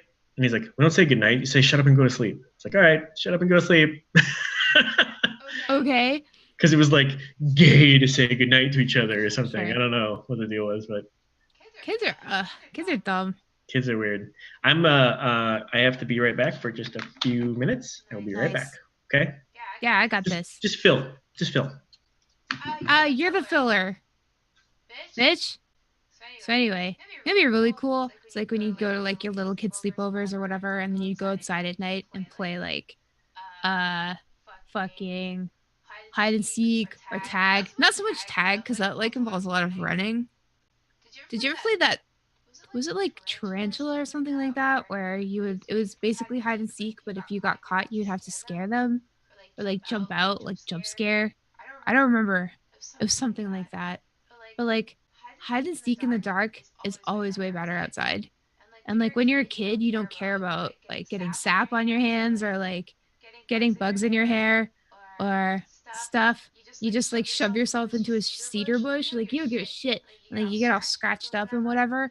And you get like cedar in your hair and like stuff on you, but you don't care. It was I wish I didn't care. Sometimes I'll stare at like a wooded area, wood, like a thicket or something, and it'll dawn on me that like when I was a kid, I wouldn't have thought twice about just barreling into that forest and like picking up bugs and looking at them and climbing trees and shit. But now it's like, oh, I'll get my hair wet or I'll ruin my shoes, or what if I get bitten by a wild animal, or what if there's some sort of rapist in the like there's all that stuff that you think about now, or at least I do, and it sucks because it prevents me from going on sweet adventures like I had when I was a kid. Like I would just go into the woods and wander around, and then nothing bad ever happened. And I guess maybe I was lucky or something, but I don't know. I had a lot of fun times in the woods. Now I don't ever, because there's always shit. Sasquatch. That was a kick-ass in search of with Leonard Nimoy kicking out the jams. Ha! The thing is, like, now that Vancouver's got, I'm just gonna call them Team Sasquatch, because you gotta. Now that Vancouver's got an Overwatch League team that we're gonna call Team Sasquatch, that song's gonna be stuck in my head, and that's fine. Like, I love that song by Tenacious D. Like all of the Sasquatch songs. But that's just gonna be stuck in my head every time they do a walkout. Like I hope that Team Sasquatch actually gets like a Sasquatch mascot, like a Masquatch, something, I don't know. But yeah, just like a really tall dude in a Sasquatch outfit would be great. And he could just come out and be like, ah, I don't know what Sasquatches sound like. They probably don't sound like that, like what I just did. But yeah. As an Aussie, woods and bushes always scare the shit out of me. Well, I mean, yeah, absolutely. Like in Canada, you got to worry about some stuff, obviously, but like nothing compared to Australia. I feel like in Canada, you have to worry about a bear or like a wildcat or I don't know, coyote maybe. Maybe. But Australia just has like all these little things that can just fuck you up. And that's insane to me. But yeah, I remember in Canada we've got these things called black flies, and they're just these little flies that like to fly into your tear duct or your ears and just bite the shit out of you and like suck your blood basically. And like it doesn't hurt necessarily. It's just unpleasant and you don't want it to happen obviously because it's pretty gross. But they'll be like, oh hey dude. Yeah, don't go to sleep. We're live. So you'd see like big clouds of black flies and they would sort of like be eye level and you'd have to, you know, duck and avoid them and stuff like that. And like we had those and then we'd have mosquitoes, obviously. And those aren't great. They suck. They suck. Get it? Anyway, so I grew up dealing with that. And when I went to live in Ireland for a while, they don't have that. They don't have black flies. They don't necessarily have mosquitoes and shit like that. So you can literally just walk around and not worry about bugs trying to get at you. And it was so weird. Like it was such a weird experience for me to What are we talking about? the difference between annoying bugs in Canada and Ireland. Oh. And we're all agreeing that you cannot just walk into the woods when you live in Australia because there are a lot of things that could potentially hurt you. Jesus Christ. Yeah. That sounds horrible. Because like in the States and in Canada, it's usually like the most dangerous thing in the forest is probably, you know, a rapist or something, or another large mammal like a bear or whatever. But in Australia, it's like they've got like all these little things that can fuck you up in so many different ways that you just have to be. Like cats?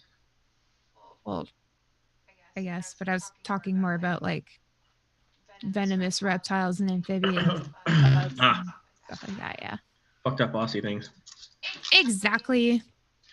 I went to get some. I'm getting a little sleepy, but I don't want to end the stream because it's too early for all that.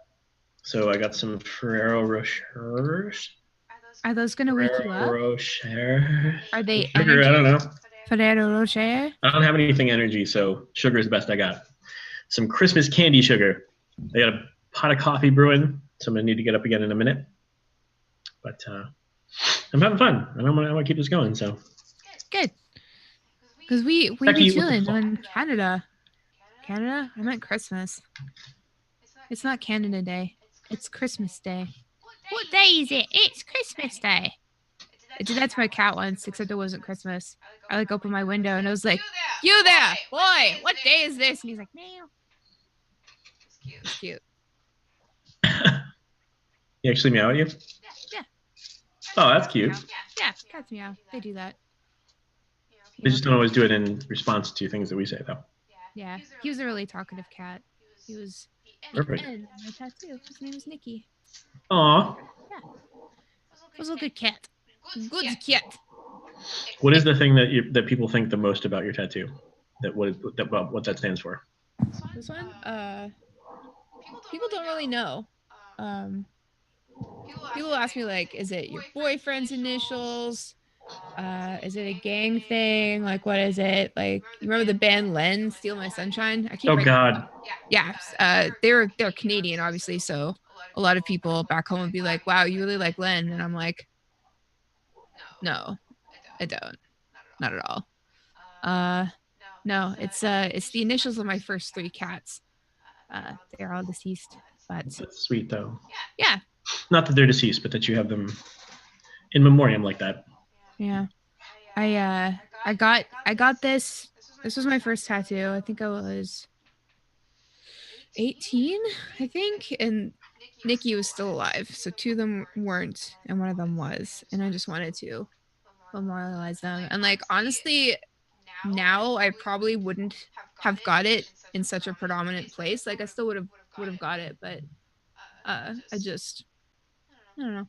And then I got this one, and people always think that it's either Wonder Woman or Weezer. One person asked me if it was Winger. That would have been a cool tattoo, honestly. Because Winger's fucking cool. She's only 17. 17! Her father says she's too young, but she's old enough for me. So that's about underage sex, huh? That's awesome. Yeah, great. Yeah. Great band to get a tattoo from. Fist. Yeah, awesome. I like Winger, okay? That's just being contrarian, okay? When I was 17, like that was my thing. Like I was like, that's my song. She's only 17. I thought I was pretty fucking cool when I was 17, but I don't think that I was. That's fine though. But anyway, no, it is not Winger. It's not Weezer. It's not Wonder Woman. It's Paul McCartney and Wings. That's Paul McCartney's band after the Beatles. So he was in the Beatles, then he had a short solo career for like 2 albums, and then he went to Wings, and Wings lasted for about a decade. Blech. And I'm just a huge fan of that band. I've got cat hair. If you look up Paul McCartney and Wings on Facebook, the biggest one is a page I started back in the day. It's got thousands and thousands of followers, and I never do anything with it anymore, but that's my claim to fame, I guess. Huge amounts, right? Huh? Like tons and tons of followers. Yeah, a lot. I made it a long time ago. Yeah. Yes, that is the T-shirt that the other kid on Beavis and Butthead had on. Winger, yes. They just made fun of him all the time. It's a good ass band. I like hair metal. I love hair metal. I don't know what I'm saying. I love it. Love hair metal. I also have pirouettes. What is a pirouette? It is a like here. I don't want to show you the photo. What is that? I'll just show you the actual thing. It's some sort of fucking like taquito looking. What's it's inside? Like a baked thing with chocolate inside. A baked thing with chocolate, so it's like a cookie. The cookie. Interesting. There's the hole. There's the hole. It's full of chocolate. There's a full. It's a chocolate hole. That's Techie's got a fudge round. Fudge round. What else you guys got? Who else has got food right now? Fudge round. And thank you for reminding me, Drew, that she's only 17. There's only a problem in certain states. Yes, indeed. She's only 17. I've got a bass clef on the back of my neck, and I've got a horseshoe under an ear. I forget which. I pay attention to my body. Well, you never get to see it, so how would you remember? Oh, dip pickle peanuts. That is the shit, dude. Nice, dude. Dill pickle flavored everything is fucking just tits as fuck. Holy shit, dude. Fucking actual dill pickles with garlic in it. Oh, fuck. Kind of like Pocky Stick, except that on the Pocky Stick, the chocolate's on the outside. This is more of a crumbly type of baked good. On the outside, it's like got a roll kind of. You can see there's I have to do that thing, right? That you do with the. Oh shit! I gotta stop doing that because it's starting to drip things on the keyboard. What did you just do? Jesus! It like dropped a crumb on the keyboard on this really souped up, very expensive gaming laptop. Beer, chicken, sandwich, coffee, sugar cookies, cheese and onion chips. Sweet. Hey, you're gonna stream getting a tattoo? Sweet. That's awesome, dude. Now that I'm like gainfully employed, I'm thinking about getting more tattoos. I haven't got, the last tattoo was the horseshoe that I got, and that was 4 years ago now. And it's like, I love tattoos, and I think everybody should get tattoos, and they should get as many as possible. I love tattoos, but it's just like, when you're trying to make ends meet, especially when you're like working for yourself, it's like, I can't really, I mean, at least for me, I could never really justify getting a tattoo, you know, because it's like, yes, I'll appreciate it forever, but Be right back, grabbing coffee. Yeah, I just don't need it, you know, like you just don't need them usually. And usually, like if it's a big piece, you don't want to go to just any artist. Like you want to invest a lot of money and time into getting it done properly. So it's like when you don't have a lot of expendable income, it's just like I couldn't justify it.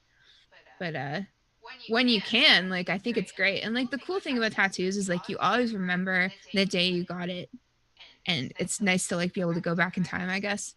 And I love expressing myself outwardly. Like when I was a teenager, I was a huge punk. Like I was into punk look and the punk music, and I just like I was really into expressing how alternative I was, I guess. And then I kind of lost a lot of that for a long time. And then when I started being a slave to Blizzard, I just started wearing Blizz stuff all the time, and that made me feel good. A slave too. I really am. But I don't know what you mean. I don't know what you mean about being a slave to Blizzard at all. I have no clue what you mean by that. I don't know. Oh, you've got Hellboy toothpaste on you, dude. That's so cool. I think the next couple tattoos I want, I've always wanted and needed a Canada flag somewhere on me. Just because it's one of the most important things to me, especially living in a different country than Canada. Like it would be nice to just have that. But the thing about that is like I can't get a Canada flag here in the States. Like I'd have to do it when I go home. So next time I go home, I think I might get like a maple leaf or a Canada flag somewhere. I'm not because sure. It would just be wrong to get it done in the States. Yeah, So, like it would have to be. that. Yeah.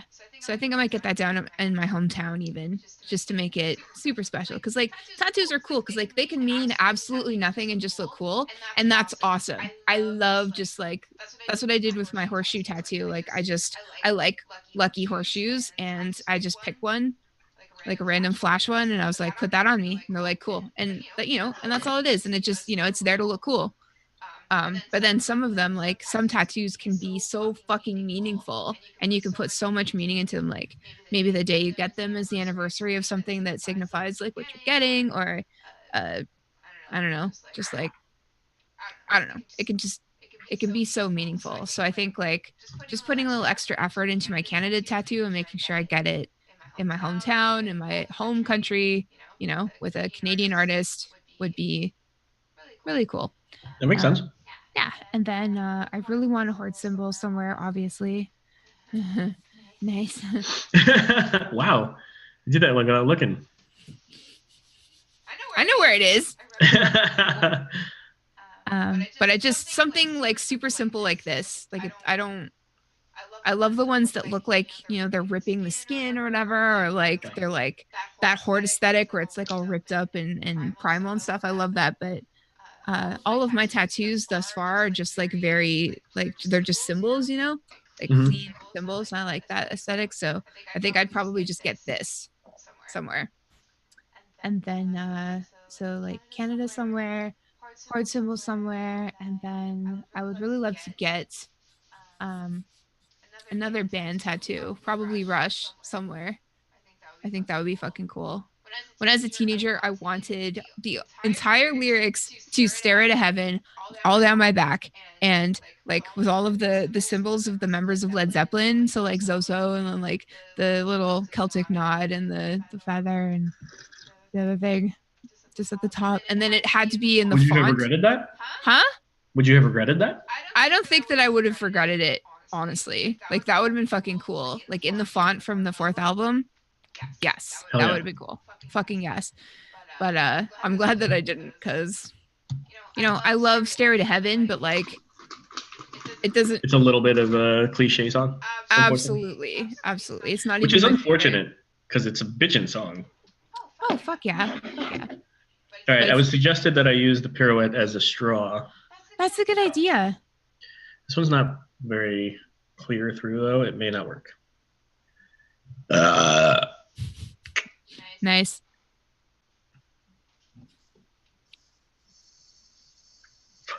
Not getting anything. Suck harder. I'm biting off the chip first. This has turned into a mukbang. Yeah, I didn't mean to. Unintentional mukbang. Techie needs to make a PB&J. Is that with crunchy or smooth, sir? These may not be structurally sound enough PNG, but I appreciate the suggestion. What kind of Or it J? might just be that they're like too full of chocolate. That's never a problem. Smooth peanut butter. What kind of jelly, though? Is it jam or jelly? What kind of jam? Is it raspberry? Is it strawberry? Ooh. What's better? Concord grape? Fuck you.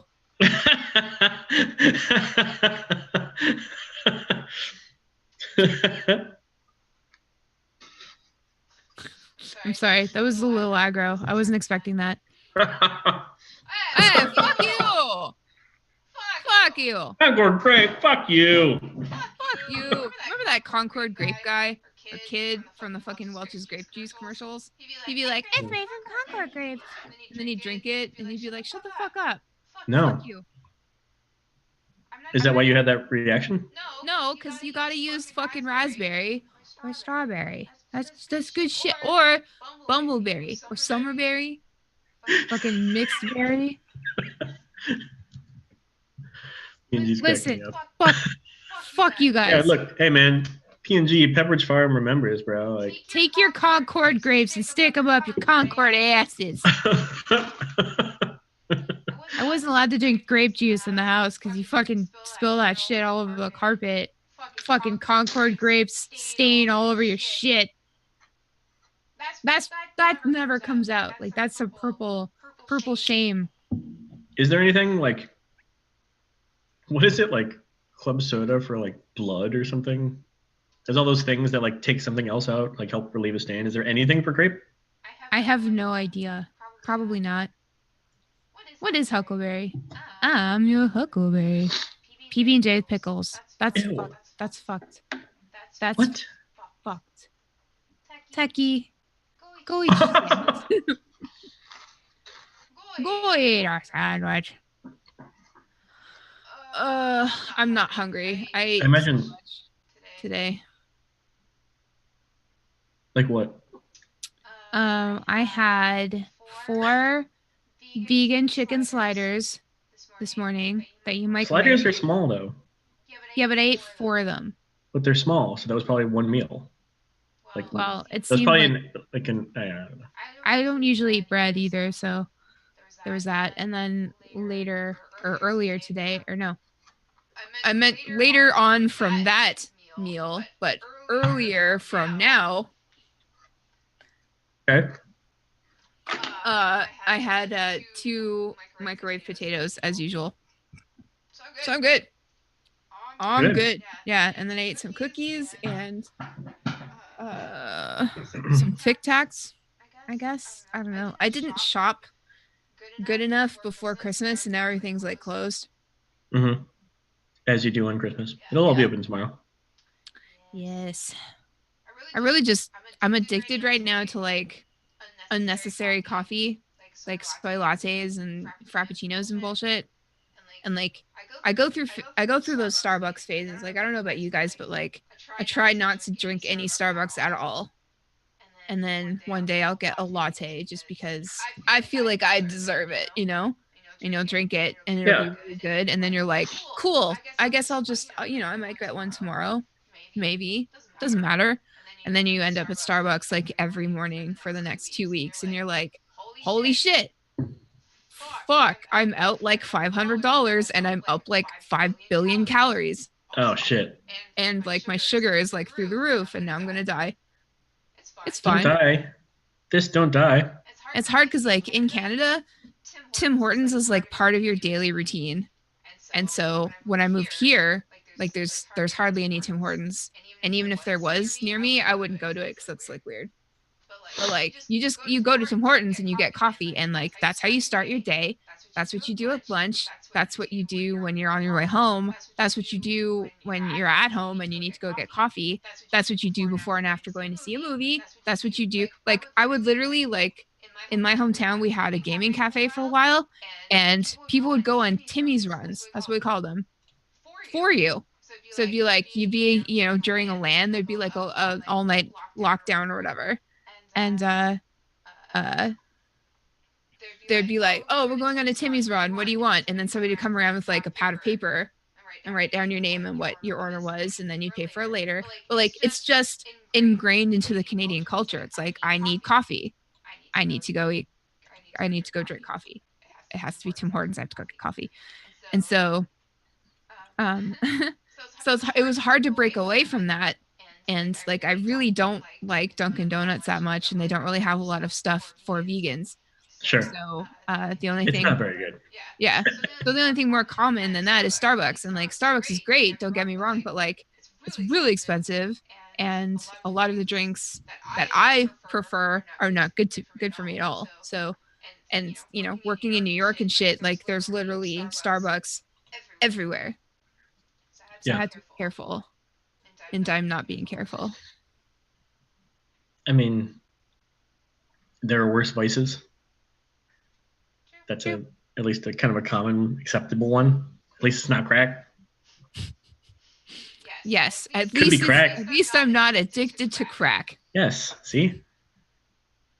There's actually, like, if you Google it, there's like a big thing going on for a really long time in Canada where somebody like I don't know, somebody got it in people's heads that Canadians loved Tim Hortons coffee, like branded coffee, because there was crack cocaine in it. And it was on the fucking national news. And they're like, there is no crack in Tim Hortons coffee. Relax. It was necessary to say that? Yes, because people started freaking out. They're like, oh, it's fun. It just makes so much sense. That's why we drink so much, and people actually like stopped drinking it. And oh my God. Tim Hortons officially had to say, like, there's no crack in this coffee, okay? Like, fucking relax. But yeah, that was a huge thing. I worked at Tim Hortons for a little bit one time. Yeah. I think every Canadian does at one point or another. When you say for a little bit, like how long? Like 6 months? Like something a year? like that. Yeah, less than a year. Was this in high school?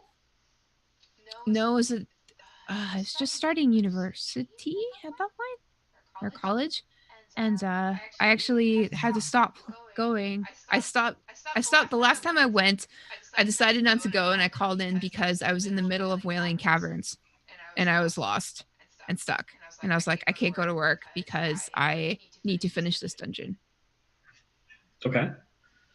That's why you lost it?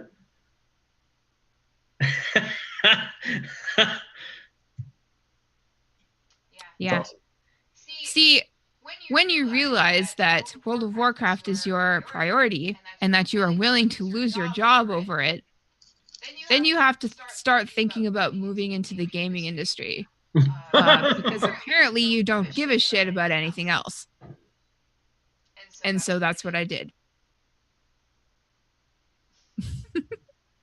Nice. Weird flex, but okay. I'm just saying, like, learn from my mistakes. I think my bow's falling off, like, slowly. Oh. Okay, these chocolates are bitchin', but, like, I can't have very many of them. Why not? Because you're a pussy. It's so rich. Oh, fuck a puss out. No, because when I was a kid, I could just fucking down that shit. Chocolate all night. But I am no longer a child. No? When I was a child, I act as a child. I speak as a child. And when I became a man, I put away childish things. It's a fucking Bible verse on Christmas. Really? Yeah, well, a murdered one, but yes. Murdered what? I messed it up. Oh, I was like... It's from the Murder Bible Fist. And I bring you frankincense. Thank you. And I bring you murder. Judas. That's a vine. That's a vine on Christmas. Merry Chrysler. Merry Christmas. Merry Chrysler. Happy Christmas. Yeah, but Zato makes a good point. You'd have to pay extras for the shot of crack. And that's the funny thing. Everything that's ever been rumored to have crack or in it or whatever, like anything else like that, is just kind of a stupid rumor to begin with, because that shit's expensive. They wouldn't just throw that in for free. That's the special edition you get behind the liquor store after hours. Yeah.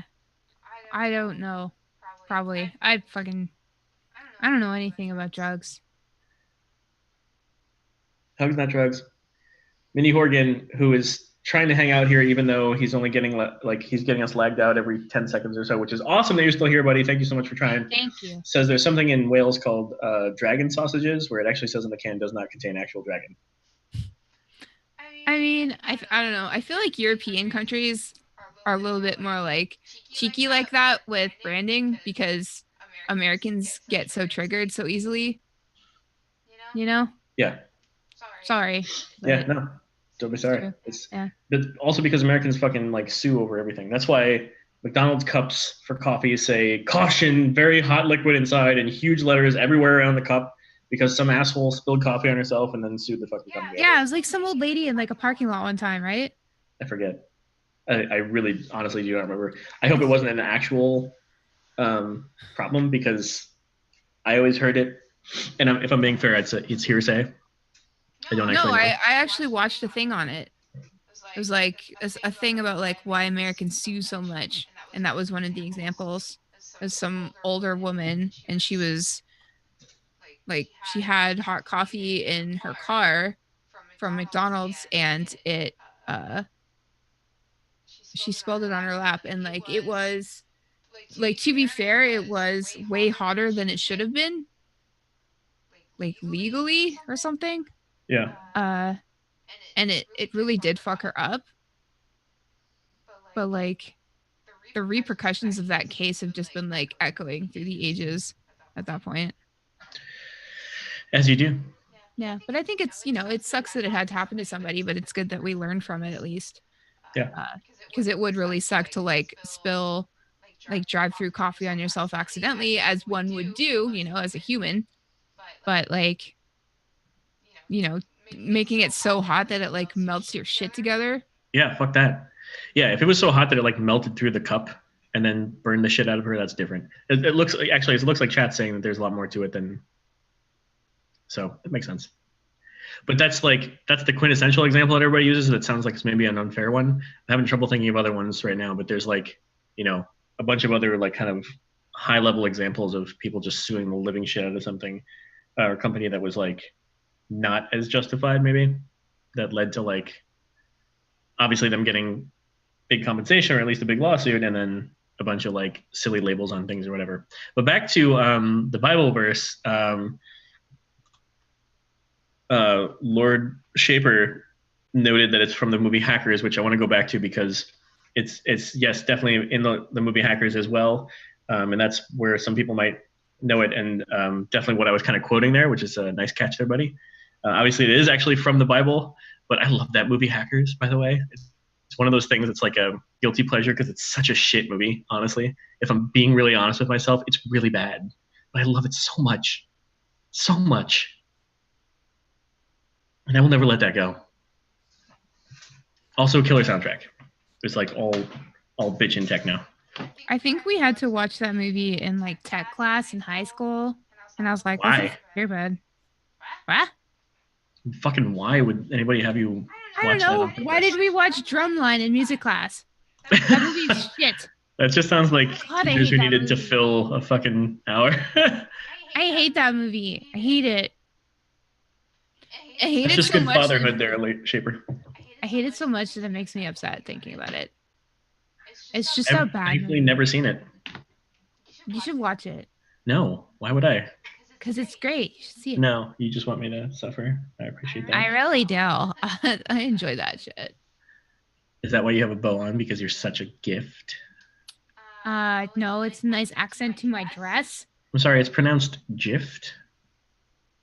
I look like a festive unicorn.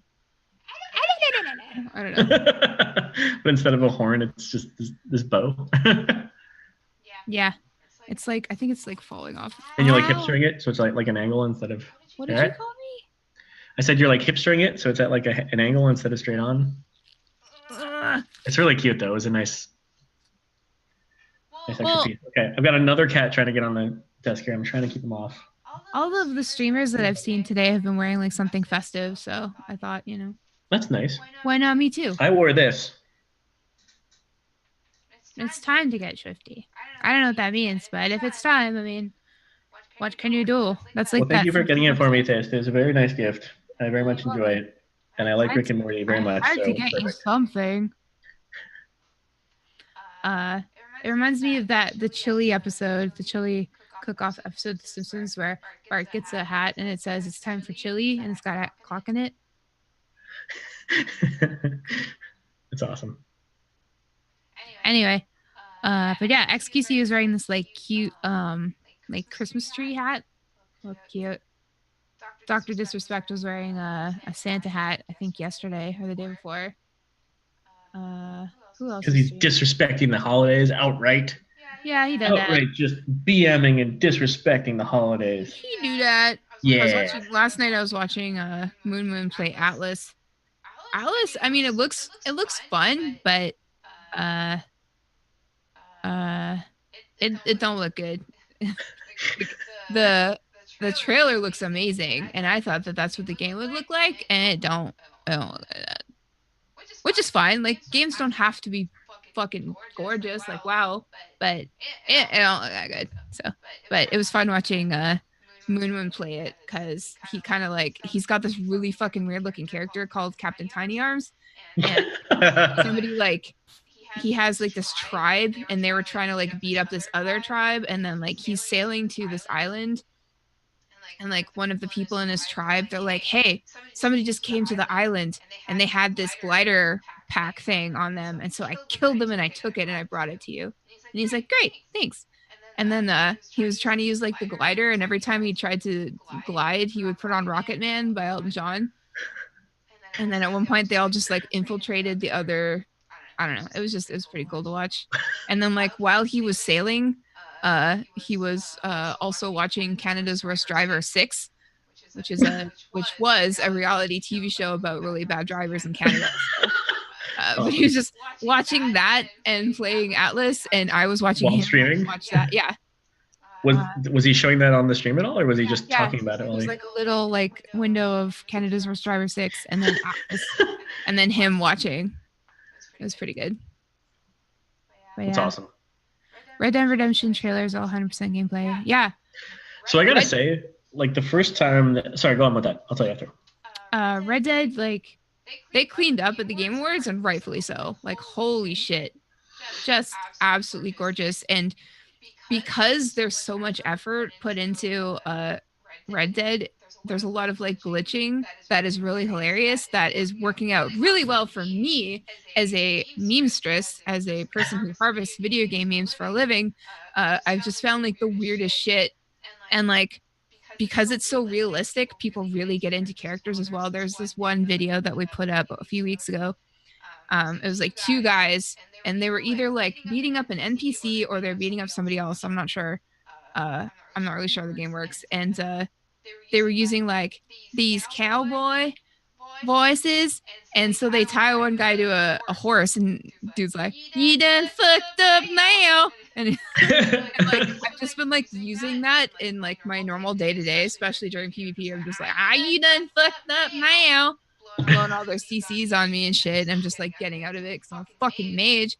Fuck you, you done fucked up now. You done fucked up now. But they cleaned up with the Game Awards, and I'm like, I was totally down for that. My favorite part, besides Sonic Fox winning Best Esport Player of the Year, my favorite part of that whole night, and I was so fucking lucky to be there to witness it, was the medley, the Red Dead Redemption 2 medley. Holy fuck, dude. God, it was gorgeous. I bet that was amazing live. It was just like goosebumps over my entire body. Like my jaw was like hitting the floor. I couldn't believe how gorgeous it was. And then I went home and I just like watched the performance over and over and over and over on YouTube. It is just like everybody, like all of the singers are just like beyond good. And the music was so fucking cool, and the visuals were so fucking cool. Like, I'm gonna pull that up. Thorn, you Phil for a sec. Shit, I was gonna say something else about something else before. Fucking what was it? Oh, we were talking about how trailers versus gameplay. Destiny was the first game that I played where I felt like the trailer and the gameplay were spot on. And like I still can't get over how beautiful that game is. I know there's people have their opinions and issues with Destiny 2 and whatever. I came to it all pretty late, so I didn't really have to deal with any of that. Which is lucky for me, and also means I have zero perspective on the actual complaints. But the reality of it is, it's gorgeous, and like down to the details too. Like the mapping of the terrain around you and everything like that is it's just beautiful. And like you go into these like, it's always a mix of like planetary vegetation and stuff like that, and then like these alien structures and whatever. And when you go into them, like even just like I would stop. Like I think I was a huge pain in the ass to play with as with like the other friends in my group because I'd stop. Like you'd be running through this series of hallways, and I'd stop and just look and I'd be like, this hallway is completely gold and super ornate, and there's all this detail, and we're just running through here in like a second. Like we're not even gonna be in here. Nothing happens in here. There's not even space for like you to stop and look around or look for anything. You would do nothing in this hallway but run through, and it's this ornate and this beautiful. That's nuts. That's fucking crazy. That's why I don't mind not being able to fly in WoW.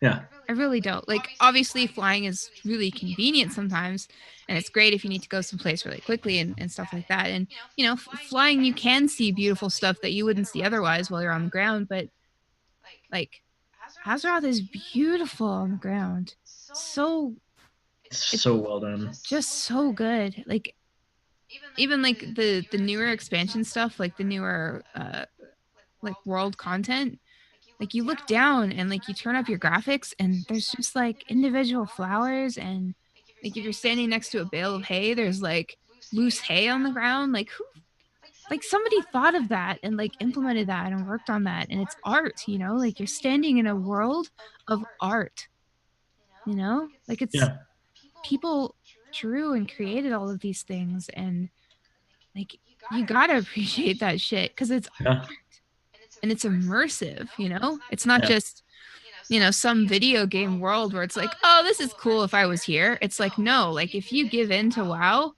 like if you immerse yourself in the art and the music and the gameplay, you can actually be in there. Yeah. I have to like. That's pretty bitchin'. It really is. And just I haven't felt like that in a little while. I think it's just because I've been so busy IRL. But like back in the day when I had next to nothing going on in my real life and all of my friends were in WoW, and you know, I didn't really have a life and I didn't really like myself that much, and I was living in a crappy situation and stuff like that. Like that all lends itself to escapism, and escapism obviously makes immersion 100 times easier. And if you choose to spend your time in Azeroth while you're, you know, having a shitty time in your real life, you can really, really just be in there. And you don't even have to play the game necessarily. You can just go and be in there and like, I don't know, pick an area in Azeroth that's like speaking to you, and you just go there and you listen to the in-game sounds and the music, or maybe you put on your own music, and like you can change your outfit, you can get on a mount and you can just run, or you can walk and you can just, I don't know. I used to do that stuff a lot. I still do it from time to time. I'll just go to my favorite places in Azeroth and just put on some really good music and just sort of try to escape into it. And luckily I can still do that pretty easily. Like I think it would be a sad day if I couldn't, you know.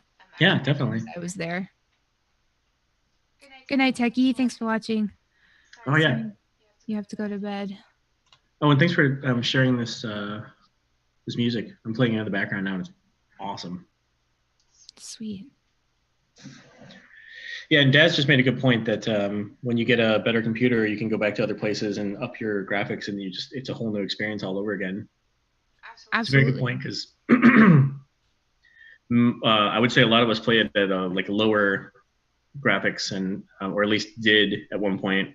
And whenever you made that jump to a better computer and then you up the graphics on that bad boy, it was night and day. I remember doing that on my current gaming rig and realizing that there is foliage or foliage. I always say that wrong. Foliage. There's foliage like all over a lot of places that like parts as you run through it. I had no idea because I had graphics so low that that was not at all what I would see. Good night, Zato. Thanks for hanging out, brah. I don't know how to say his name properly, but I always say it like Zato, like a very Asian. I always picture this old wise Asian man, which is not what he looks like at all. No, but you know, that's still cool. Yeah. Yeah, I've definitely gotten lost. I still get lost in Wailing Caverns. Like every time I go in there, I've got this like tightness in my stomach. I'm just like, I'm gonna get fucking lost. Fuck. That's why I play mage, because I can just pour it out whenever I get scared. Lucky. I know. Everybody wishes they could be a mage. It's not for everybody. I mean, everybody wants to be a cat, really. Everybody wants to be a cat. Because the cat's the only cat who knows where it's at. That's a good movie. It's about cats. There's also some geese. Those are Aristocats, right? Yeah, and there's 2 dogs, and a mouse, and a horse, and a butler, and an old lady, and an old lawyer. Were the 2 dogs the dogs trying to help them out, or am I thinking of 101 Dalmatians? I think you're thinking of 101 Dalmatians. The 2 dogs were like those country bumpkins who find the butler's, like, all the shit he left behind when he tried to get rid of the cats. And then he has to go get his shit back from them, and they're barking at him and stuff. Okay, like, when I was a kid, I was watching that movie, and there's this part where Edgar, the butler, makes like a soup. He calls it creme de la creme a la Edgar, which is funny on its own. That sounds like, yeah, creme de la creme a la Edgar. Yeah. Anyway, but he like, it's like cream, and then he puts like a bunch of spices in it and stuff, but then he puts in a bunch of sleeping pills because he has to drug the cats to get them out, because they're gonna inherit all of the old lady's money, so he has to. So he's like making creme de la creme a la Edgar, and then he like serves it up to the cats. They've each got their own dish, and then the mouse, what the fuck is his name? Shit, I'm really good at Disney trivia, but the mouse's name is escaping me. Roquefort the mouse. I got it. It's okay. I didn't even have to finish typing the. So he comes out and he's like, that looks fucking good. And they're like, have some, Roquefort, it's fine. So he goes and gets a cracker from his little mouse hole, and he comes back, like, I'm explaining a Disney movie, people. From his little mouse hole. He dunks it in the soup or whatever, and then he like eats the wet part, and he's like, oh, it's fucking good. So these cats are slurping it up.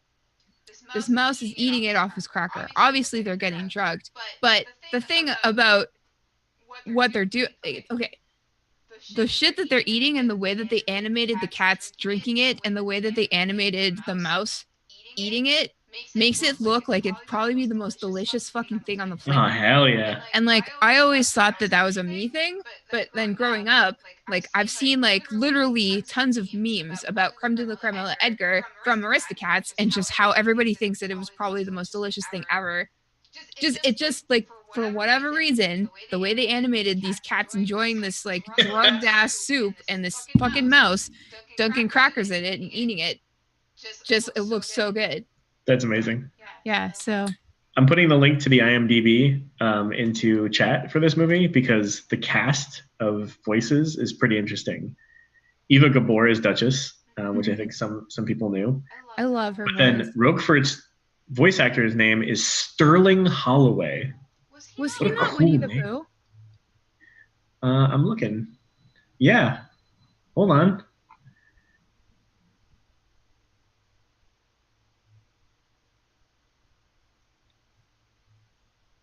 Am I right? Some cool name. I'm getting there. He's done a ton, so I'm trying to. I wish my name was Sterling or some cool shit like that. Yes, voice of Winnie the Pooh. Yes. Good call. Honestly, I have no fucking idea how I know so much about Disney. I realized that I knew a lot about Disney years ago when somebody was like, "Hey, let's do Disney trivia," and I'm like, I used to watch Disney. I could do that shit. Apparently, I know. This guy's name is Scatman. Scatman. Scatman Brothers. So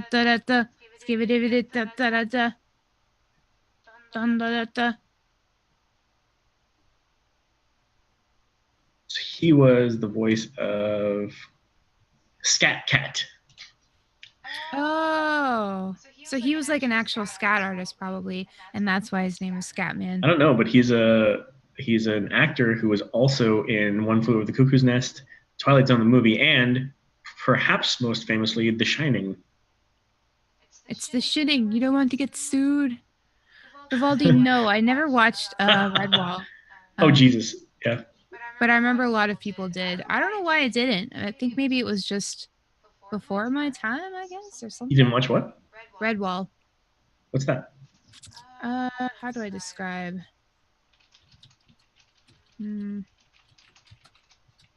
Vito Scotti was Peppo, the Italian cat. Peppo. I like that cat. Yeah, it was just like a cartoon, I guess.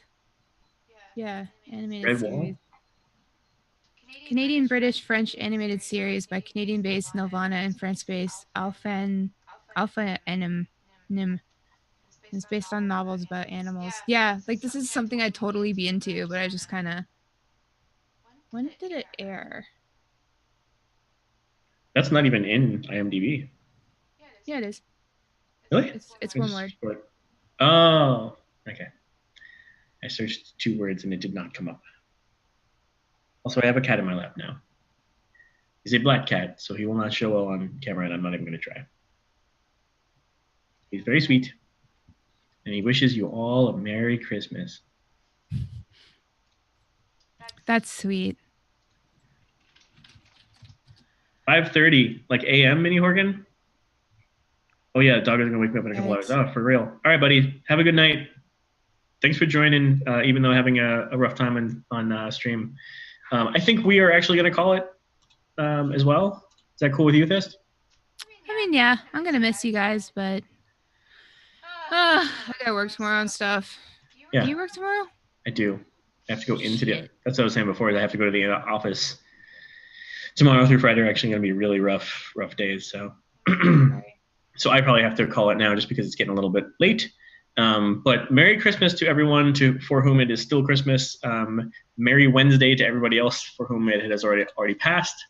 Thanks for hanging out with us here. It's been something like between like 15 and like 35 people in here tonight at any given time. So it's pretty cool. And I'm glad that so many people got to join. Really glad you were here. Thanks for making the time and for dressing up so beautifully and wonderfully and nicely for us all tonight. You look so nice. Thank you. And thank you guys for hanging out with us. I didn't expect so many people to be chilling on why do I keep wanting to say Canada Day? It is Christmas. Chilling on Canada Day. Thank you guys for hanging out with us. We really appreciate it. We love to see you guys. The new show came out last night. It is raw and unedited. If you're a first-time listener, that is not how it usually is. It's just on Christmas and, fuck it. So, but yeah, so we will be back on Friday, which isn't too long from now. Nope. From now? Yeah. That makes sense? Accidentally? Accidentally? I accidentally said accidentally wrong? Not funny. But yeah, so I don't know. Merry Christmas, you guys. We really appreciate you. You're the best gifts that we could ever ask for. It's just true. Hanging out with us and chilling with us and, listening to our bullshit. We really appreciate it. I hope you guys have had a great day. Hope you guys have a great holiday. And if you don't, reach out to us on our Discord because we're here for you. For real. Full show. Meantime, let's see. I have to go run to actually turn off the stream. So I'm going to say bye now, and then we'll shut it off in just a minute. All right. In the meantime, I think I'll probably take some selfies because I don't often look good these days anymore. And then I might just go to sleep. No, I want to play video games. I'll probably play video games. We should throw it to somebody though. We should raid. Neptune's up. We could do that. Thorn, if you can hear me, we should do that. If possible. Thank you, Spanky Hunter. I appreciate that. You guys are so sweet. Lately, everybody's been so sweet. Yeah, let's go see Neptune. He's a friend of mine. He's a cool showcaster. You guys will love him. It'll be great. Tell him Fist sent you. Because it'll be funny. And he'll be like, oh, her? Oh, her? Yeah, but yeah, Merry Christmas, guys. Love you so much. Yeah, bye.